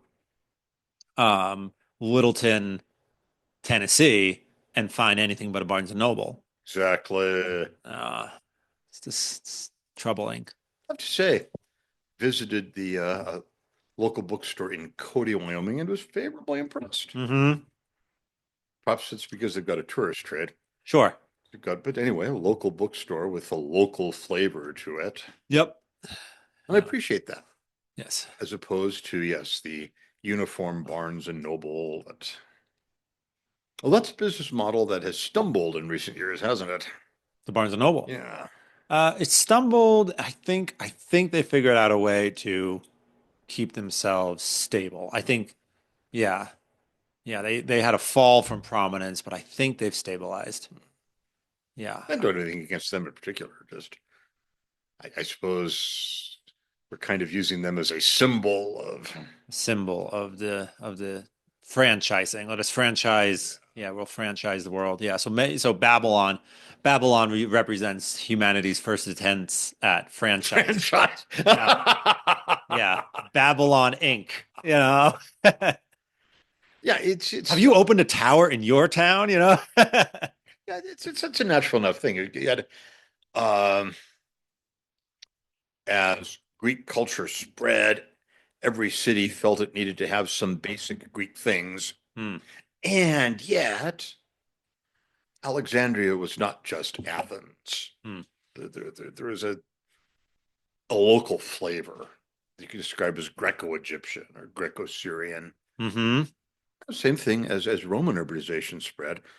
There were certain things that every respectable Roman town needed to have. Mm-hmm. They all had these. And yet there was a local distinctiveness that reasserted itself. I wonder if Babel represents in some ways, correct human instinct when you see the strife, war, and terror that humans can visit on each other. You might say, well, if we were all on the same page, if we were all united, we Ah, wouldn't be slitting each other's throats so much. Like it's in a certain way, there's a nobility to to the Babel effort, right? Let us all speak one language. Let us all work together on this common cause, the building of the tower. If we could just get everyone working, pull an oar in the same way, then we what wouldn't be. price do you pay? What price do you pay? And I guess you're saying the price was idolatry. You make an idol of your empire. Hmm. The Roman Empire is such an inspiring thing. Uh, Go with your example. Mm-hmm. The vast majesty of the Roman peace was Mm-hmm. the phrase. Uh-huh. Uh, the price paid to create the empire was at times terrifying. Yet it was a great zone of peace, so great that early Christians were of more than one mind about it. Persecuting at times, but oh my. Uh, Acts of the Apostles is very striking. You read Acts of the Apostles, this preaching mission of St. Paul is made possible. Yeah, I won't say Paul's message brought to you by courtesy of Of Pax Romana. Yeah. the Pax Romana. This message brought to you by Pax Romana. The Pax Romana made it possible. And the pattern of Acts that begins in Jerusalem and ends in Rome. That road did lead to Rome. So yes, you're right. There's a nobility to it. At some point, it's not enough. Hmm. So there were some Christians, more than a few, who took those hints in the New Testament. Book of Revelation hints otherwise. The Babylon of the seven hills, but Acts of the Apostles, especially, but also the letters of St. Paul. Uh, these hints there's something providential about the Roman Empire. Some early Christians took that and began to think of the Roman Empire as a sacred thing, Ah. part of the same providence that produced the gospel, which is why it was so very hard for many Christians to say the Roman Empire is over. So it kept getting reinvented. Ah. Famously, Edward Gibbon, whom I generally don't like, that he set out to write his history of the decline and fall of the Roman Empire. He couldn't figure out when to stop it. When does it actually end? The idea is so inspiring in some ways. Mm-hmm. This vast peace. This vast peace. And yet, Unknown, right. Unforeseen and unheard of in previous human history. and unequaled, really. Uh-huh. Right. What epoch had not been marred by local tribes butchering each other Right. over a few dozen sheep. And in all the years since, there has not been as formidable. In all the years since, no political entity has unified such a substantial portion of the human race for that long a time. Startlingly long time. There's something inspiring to it. But St. Augustine, in the course of his City of God, without describing it as an evil thing, but St. Augustine does not hesitate to show the dark side. That this vast peace was created through a great deal of war. And it is maintained partly through a great deal of war. It is marked by certain corruptions, as every human regime is. It's not the city of God. Even though there may have been a providential use for it. Yes, and I think I think it's rather explicit actually in Acts of the Apostles. Connect Luke and Acts together. I think St. Paul looks at it that way. Some have wondered if when St. Paul speaks of the restrainer of the Antichrist. The Antichrist won't be revealed until the restrainer is removed. Some people are wondering if he had the Roman Empire in mind. Uh, I don't think that myself, but that was one early Christian interpretation. Uh, yes, there was something providential to it, and yet that's not the answer for the human race.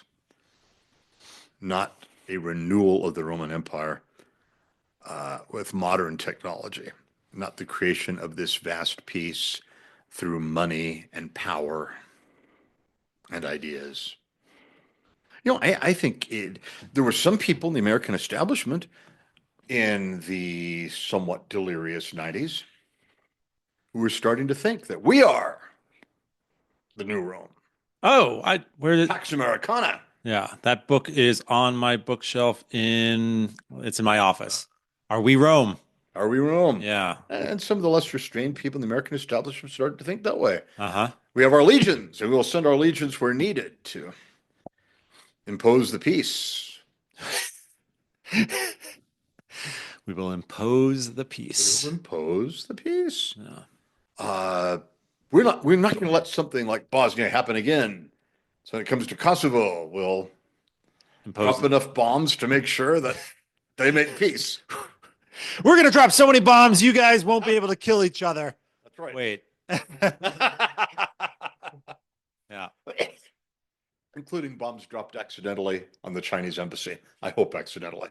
Hmm. That strange episode from the Kosovo conflict. Hmm. Well, okay. Intervening by force to stop a war stops the immediate killing. Yeah, I read a piece recently about Bosnia today.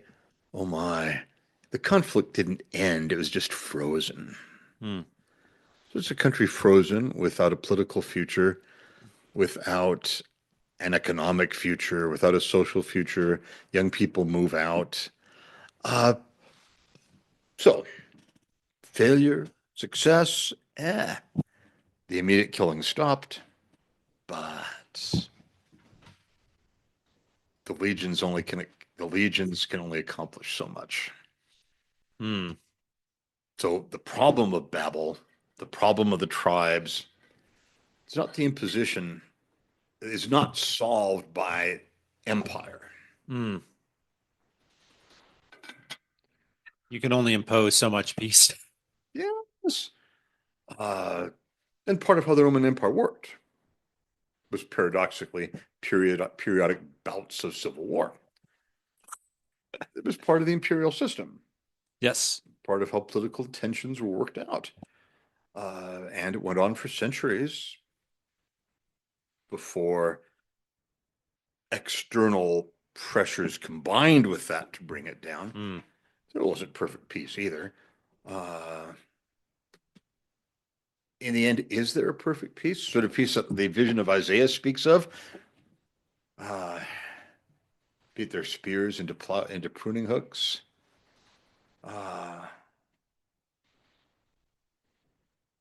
The lion shall lie down with the ass, and a little child shall guide them. No, this is a spiritual thing. We come down to, is there need for a supernatural salvation? And the Christian answer is yes. Now, obviously, there are things we can do at the secular level, but in the end, our salvation is from above or from beyond. Our destiny is supernatural. Our salvation is supernatural. Babel represents every human attempt to save ourselves. That's what I think. Every human event to save ourselves. As noble as that effort is. As noble as that effort is. That's a theme that the great G.K. in The Everlasting Man, he concentrates on Greece and Rome in particular, without in any way underestimating its nobility, far from it. But and he uses the failure of Pontius Pilate as a symbol of this. Humanity by itself had done its best He doesn't underrate the nobility of the Roman experiment. As in, Pontius Pilate represented all the education, all the refinement, all The the achievement of Rome, the valor of Rome, the law of Rome, the proud lawgiver to the nations, as has been said, and he failed. And Chesterton uses that as symbolic. Humanity had done its best, and for him, other people disagree, but for him, ancient Rome pretty much represented natural humanity doing its best. It had defeated Carthage. Right. And the best was not good enough. The best was failing. There's a great novel about to be written there. There is a great novel to be written Yeah. there. Yeah. I Flesh out that- Pontius I Pilate's think story. that, oh, not, yeah, you think of the Pontius Pilate story. I was thinking of that general theme. Henryk Sienkiewicz, in the one novel he wrote that was not set in Poland, Quo Vadis, made into a better than mediocre 50s movie, but the novel is magnificent. But that was sort of his theme too. That the best, represented by Vinicius, the young hero, and Petronius, the older hero, the best had failed. Something else is needed. And there you have Peter and Paul and the Christian gospel coming into Rome. That ultimately the best merely human efforts are not enough. That Babel is not reversed by Rome, nor even by. It's fascinating in the Bible. Oh, the wonderful Old Testament. You read about the stories of David and Solomon, but look, the kingdom fails. Even the kingdom of God's people fails. The Davidic monarchy crashes. It begins again in a wildly unexpected and spiritual way. It's not with the resurrection of the with kingdom of ministry David. with the ministry of Jesus Christ. Yeah. But as an worldly enterprise, the Davidic monarchy failed. Worked for David, worked for Solomon, and crashes and falls apart under Solomon's kid. Yes, it seems clear to me that the scriptural message is that put no trust in princes and mortal men in whom there is no help. That the scriptural message is God alone is our Savior. He acted ultimately by sending his only Son into the world, that all who believe in him might not perish, but might have eternal life. He acted. And human salvation is not accomplished through Davidic monarchy or global empire. Human salvation is accomplished by the Spirit of Jesus Christ flowing out, being poured out on Pentecost Day. Not making the crowd in Jerusalem uniform. They retain their own languages. But in their own languages, they hear this new message. Right. Yeah. You and I have talked about language before. Do you see any special significance in that? That's the symbol of human unity. I mean, I guess it makes a great deal of practical sense, right? No, there's never been a united group of people that don't speak the same language, and if not literally, at least in some other way. Well, they have to understand each other. Right. If they're going to work together, they have to understand each other. Right. You need to have a working language. Yeah. People have different working languages at different times. You can make a point about what language you're going to work in. Sure. Henry V and Henry IV, and then Henry V in the negotiations with France, they startled the French by saying, no, our proceedings are going to be in Latin. What? They had always been in French as the acceptable language of the English court and English aristocracy. But now England had developed a stronger sense of identity. So no, English is equal to French. So we're not going to have these proceedings in French. We're going to have them in Latin, not your language, not our language, but Neutral. a neutral It'll be a language. neutral ground for us. Yeah. So that was the time when French was ceasing to be the language Of Europe? of the West European aristocracy. Western Europe. Okay. Okay. It still remained terribly important, but it was no longer the language. The language. Okay. It may be apocryphal, but what the heck? It is said that 16th century, early 16th century, Charles V, Archduke of Austria, Duke of Burgundy, ruler of the United Netherlands, King of Spain, King of Sicily, King of Naples, Duke of Milan. Oh my!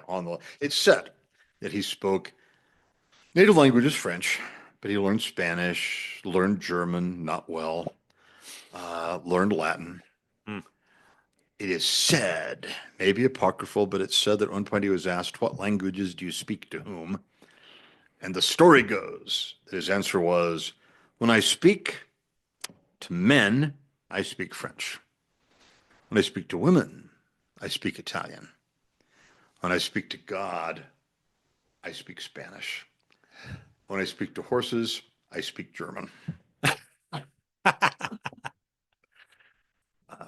So, yes, you move into the 15th century, into the 16th century, French remains important, but it was no longer the language of the Western European aristocracy. Okay. How many languages would have a Henry VIII or a Thomas More and men of their education and contemporary times? How many languages would they have had a command of? Well, English, of course, Okay. English, and English had become a dignified language by then, very much a national language. Okay.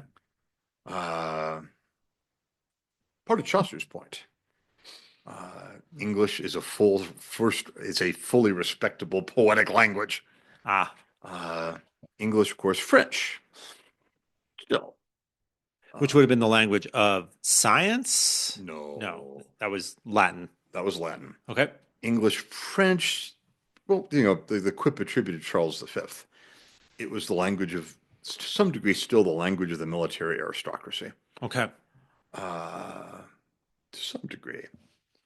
They've had no Italian, but some Italian too, because Italian was the language of a more sophisticated aristocracy, Ah, the influence of the Renaissance. okay. Latin, language of scholarship and the language of formal worship. Mm-hmm. Uh, And this would have been Latin they could speak to each other or oh, just, yes. okay, Oh, yes. not just read.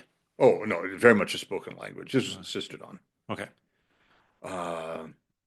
There's some fascinating school book exercises from England of that era where schoolboys are given common, at times slightly vulgar English phrases and told to put them into Latin Uh-huh. because it's meant to be a spoken language. Right. That so the rules in school, for example, you only speak in Latin. Mm-hmm. So you have to be able to deploy it as a living language. And of course, it was an international language. So that's why you could have the great international scholar Erasmus come and work in England without actually learning English, Mm-hmm. but he could function in Latin, Sure. to a lesser degree in French, but especially in Latin. And for someone like Thomas More, it was important to know some Greek. That was part of the Renaissance as well. Okay. So Latin, French, English, some Greek, Some probably Italian, some Italian, probably not German. not German. Okay. And Polish would have existed. Oh, well, certainly Polish existed. Yes. Okay. Spanish existed, obviously. Yes, and Spanish existed with considerably more.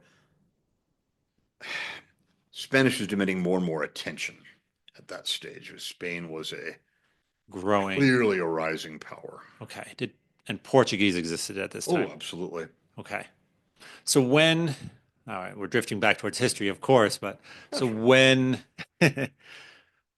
when can we identify French, Italian, Spanish, and Portuguese breaking off from Latin? their Latin? Oh, well, that's an amazingly difficult question. We do have church council from the 8th century in Gaul Uh-huh. or Francia. That's an interesting question too. At what point do you stop saying Gallia and start saying Francia? We do have a church council, the 8th century, and then other church councils in the 9th century repeating this, saying that clergy are to be, the liturgy is still in Latin, but the clergy are to be able to preach to the people in lingua romana rustica. So whatever the people are speaking, it's not Latin anymore, but it's clearly related to Latin. Lingua Romana rustica. rustica. The farmer's tongue. Yeah, the kind of Latin that country folk are speaking. Okay. Now, graffiti from Pompeii show that even in the 1st century, vulgar Latin, common Latin, was starting to simplify grammatically, Okay. starting to simplify case endings Mm-hmm. in particular. So Starting to drop differences between like talked, was talking, talk, like that, and like verbs? Or nouns, nouns. Okay. case end, yeah. Okay. Uh, Just angel and not angelorum. yeah. Okay. Yeah, simplify case endings. Okay. So it's a long process. You can see the beginnings of it in the 1st century. Uh-huh. By the time you get to the 8th century, people are commenting on it. I mentioned that church council in Francia. By the 9th century, you have the first written documents, and what's written document is what's becoming French. Okay. On the other hand, as late as the late 12th century, an Italian like Francis of Assisi could hear the gospel chanted in Latin at the liturgy and basically know what was being said. But go to the priest afterward and ask for some clarification. But could basically understand it. Okay. But by the time you move into the early 13th century, you see this Francis of Assisi himself composing in Italian. Hmm. It's obviously a distinct language. Hmm. So earlier in Francia, later in Italia, it's recognized that people are speaking a different language. It's not Latin anymore. Okay. Okay. And it wouldn't even have been called the Latina Rustica. They call it, even in the 8th century, it wasn't Latin. It was lingua romana rustica. Lingua Romana Yes. Rustica. So the Romanish language of the region. The Roman country language. Okay. Whatever it may be. Whatever it may be. Ah. Okay. Um, Interesting. And then English evolves separately. Oh yeah, English has been called the least Germanic of the Germanic languages. Okay. It is Old English, very Germanic. Mm-hmm. And Old English is pushed underground after the Norman conquest. Yep. What emerges in Middle English is grammatically simplified, much simpler than Old English, and heavily influenced by French. Okay. You move from Middle English then to Modern English. Middle English, you can read with effort. This is the Canterbury Tales. Yes. Is the classic Classic. way to get exposed to Middle English. Yes. And you can read it with effort. With effort.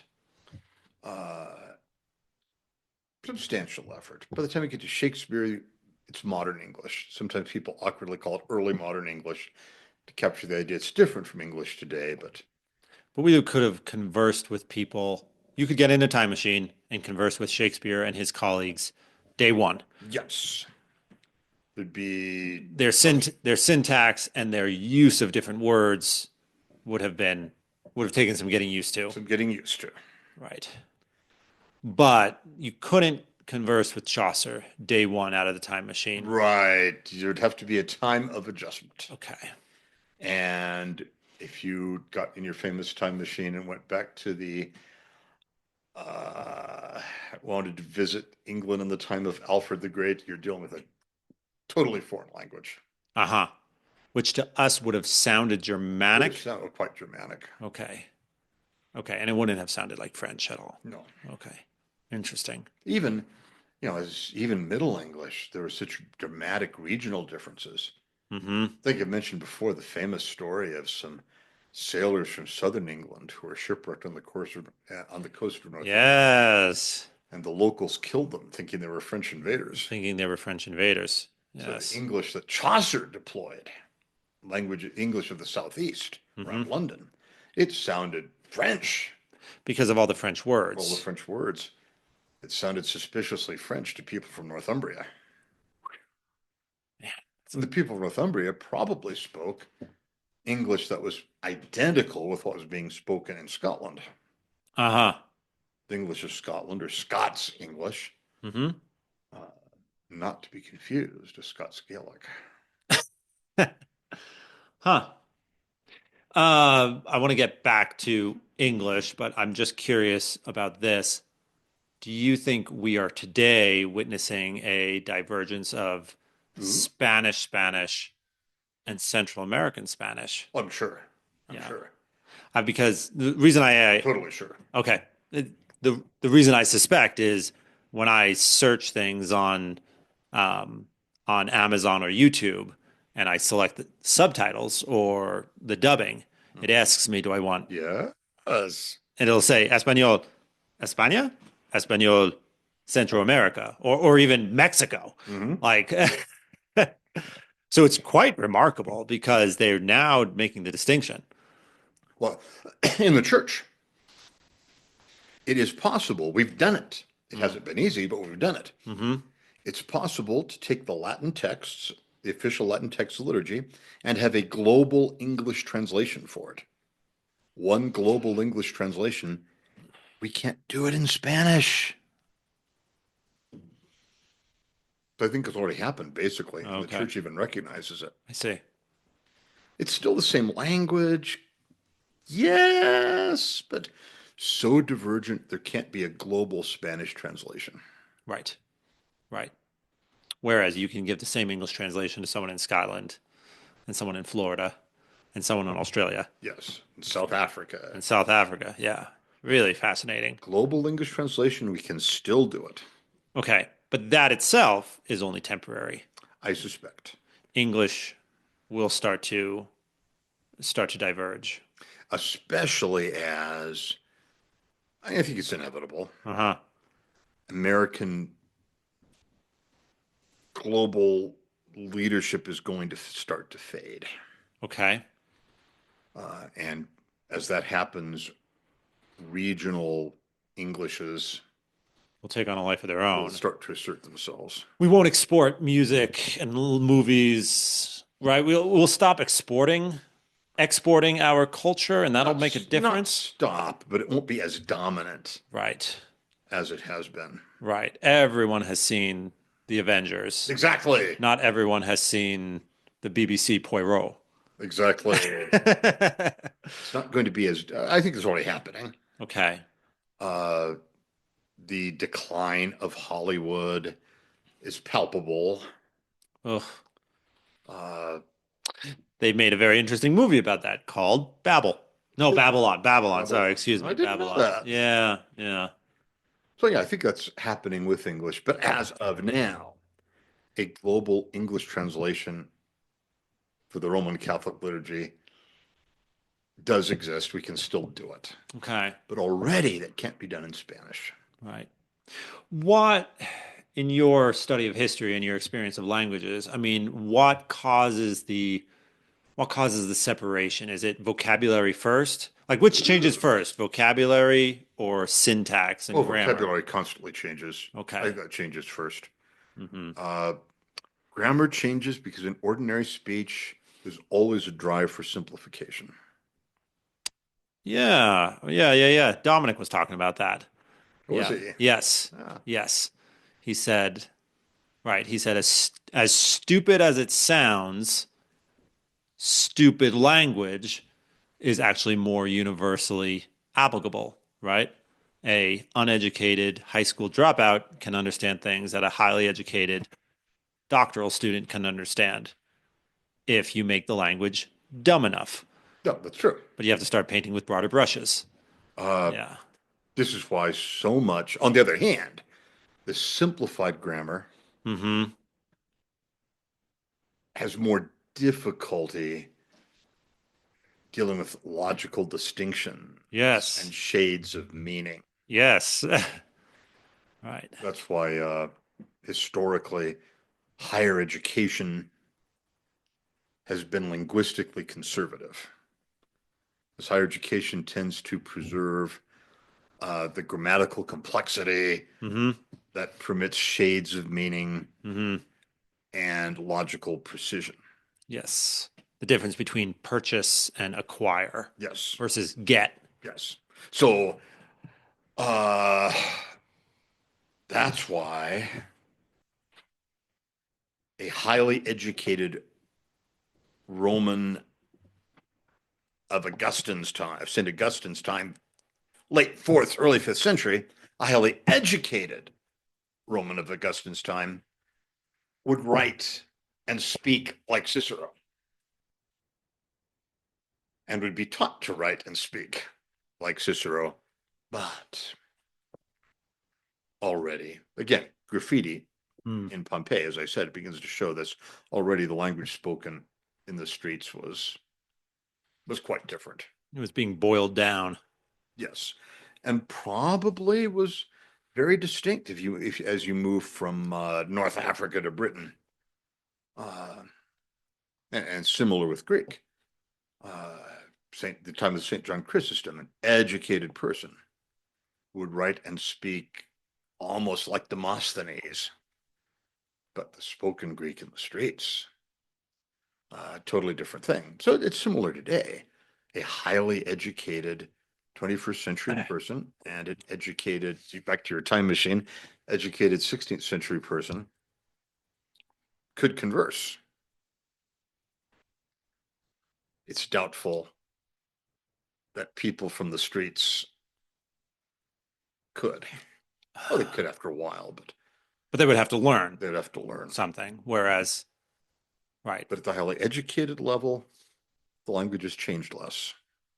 Interesting. Right. Get can change faster than acquire. Yes. Although, again, paradoxically, the core vocabulary words, the core vocabulary words of English are unchanged from Anglo-Saxon days. Mm-hmm. But the core vocabulary of English is still very Germanic. What do you have in mind? Water, Water. bread. It's very, Meat. very daily life kinds of things. House. Yes. It would have been pronounced more like House. hus. Yeah. Oh, okay. So, vocabulary changes first, Mm-hmm. and yet there's also a tendency for a core vocabulary to be amazingly persistent. Right. Interesting. Yeah, it'd be fun to get in the time machine and go the other way. Extra vocabulary changes all the time. Yeah. Right. Right. Can we fly?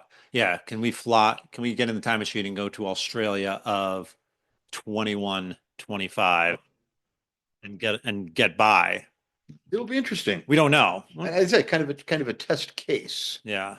is the ability of the church, now that we've moved, the official texts are still in Latin, but now that the liturgy is ordinarily celebrated in the vernacular, we have to have these vernacular translations. Mm-hmm. So kind of a test case is the ability of the church to have international translations. Right. In the international languages. Yes. As I said, we can do it still in English. Mm-hmm. Takes some work. Yes. We can't do we can't do it in Spanish. Okay. Italian's probably fine. Yeah, because Italian is Italy. Okay. There aren't huge Italian-speaking countries. Right. There are pockets of There are Italian. pockets. Right. But Spanish, you've got major Spanish-speaking countries that do not cede primacy Mm-hmm. to each other's Spanish. Right. Well, just what we were talking about at dinner, like I mean, the population of the metropolitan area of Mexico City Yes. exceeds the population of Spain? Doesn't exceed, but it's coming within range. Within range. Okay, so the population of Spain is 35 35 million. 35 million. Okay. Right, and that's all of Spain. So yes, so yeah, is Mexico going to cede to Spanish? No, It never, well, and it hasn't done so in 100 a years. long time. All right. And it's been a very long time since America cedes to English. Yes. There's the rub. We don't. On the other hand, uh, on the other hand, so far the transatlantic tie has remained surprisingly strong. In English. Yes, Interesting.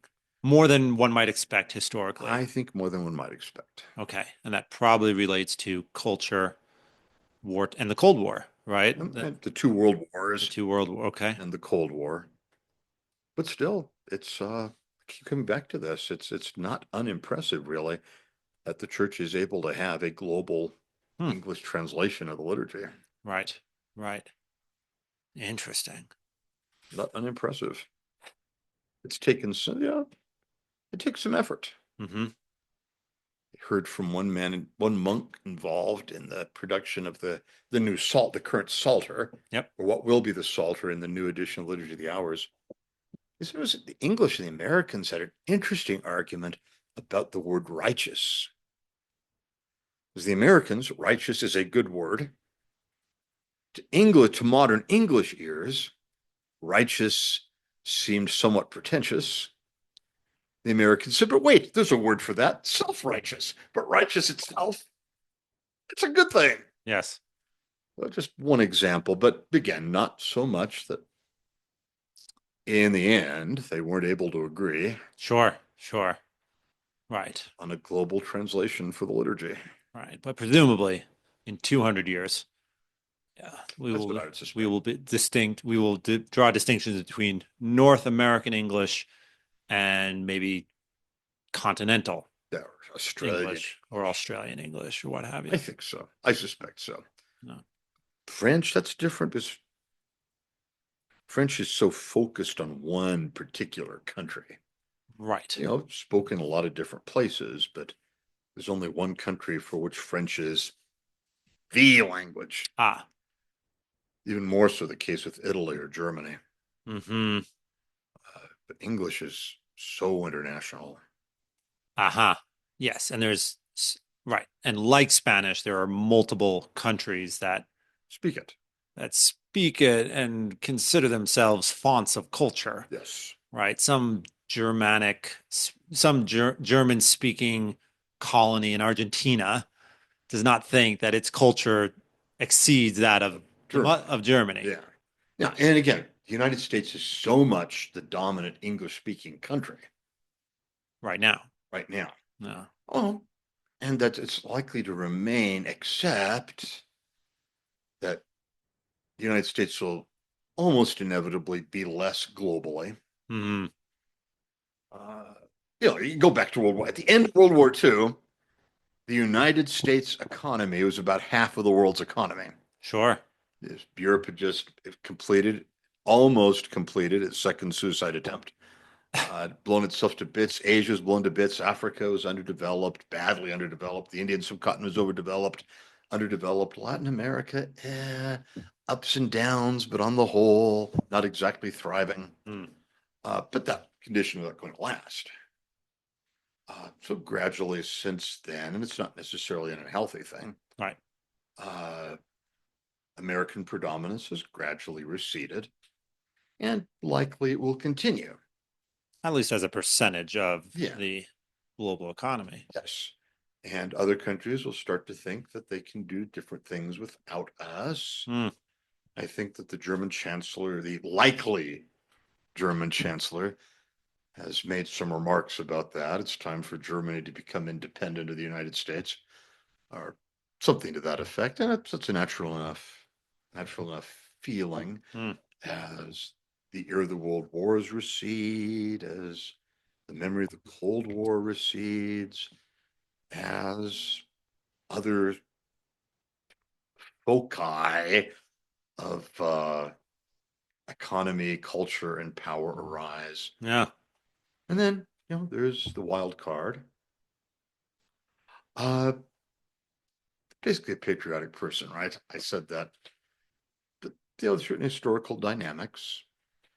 Uh, if we mishandle things in the States, it's not inevitable, but if we mishandle things, yeah, a continent spanning country with considerable climactic, economic, social diversity, cultural diversity could easily, I shouldn't say easily, but it could come apart. Yes. Uh, Not inevitable, but It's a big country. big country, continent spanning, 300 and getting close to 350 million people. Yeah, and if that were to happen, you'd have rival centers of English Hmm. in this continent. Yep. And like most Americans, I completely left out Canada, haven't I? But It is the first time it's been mentioned today. oh, poor Canada. My German friends in graduate school, good guys in Toronto, good guys, but they're very German and therefore not naturally tactful. And I do remember one of them saying very innocently to the other Canadians, you need to help me very good English, very fine English. You need to help me understand. I don't see what is the difference between Americans and Canadians. As far as I can tell, the main difference seems to be that the Canadians are just very convinced they aren't Americans. Right. But how aren't they Americans? Well, no, it's true. It's true that you go up into Canada and you don't feel different, right?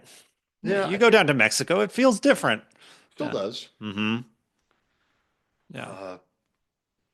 Yeah, sometimes I fantasized a little bit about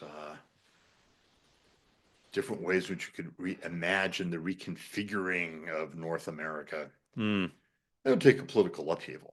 sure. But one thing you learn from history is that if people blunder,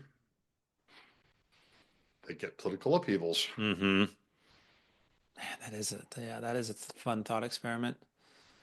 Right. Yeah, I fantasized Yeah. a little about that. Yeah, the Texas Empire. Greater Texas. Mm-hmm. Texas has a distinct sense of Texas. Sure. I fantasized a little about California, but I couldn't imagine that without a massive civil war. California would split into parts. Yeah, does California have a sense of unity about being, oh, we're Californian? No. Not the way Texas does. Texas does. No. Even Florida, I feel as if has more of a sense of unity about Florida, right? I think so. I think people sort of like being from Florida. Not quite like Texas. People in California just think they're better than you. Sorry, California. Yeah. Saw a little piece, by the way, about Vermont. Ooh. The little news. I didn't read it, Hmm. but it was commenting that the post-COVID migration to Vermont has ceased. The people doing the migrating have decided that Vermont's climate is Cold. cold. Cold. Right. Yeah. People come to Vermont in the summer and in the fall and they think, oh, this is heaven on earth. And then they live through a winter there and they realize it's not. Oh my. Heaven has not yet reached earth. Heaven is not on earth. Heaven is not on earth. So no, but the falls are lovely and the summers are great as well. I mean, it's a great place to grow up. Padre, we are out of time. Well, thank you very much. Yeah, it was always a pleasure to have you. We covered at least More than 1 millennium. 1,000 years of history. We've crossed continents, all while sitting at the table at the fireside. That's right. We're looking forward to next time. Thank you. Have a good night. Good night.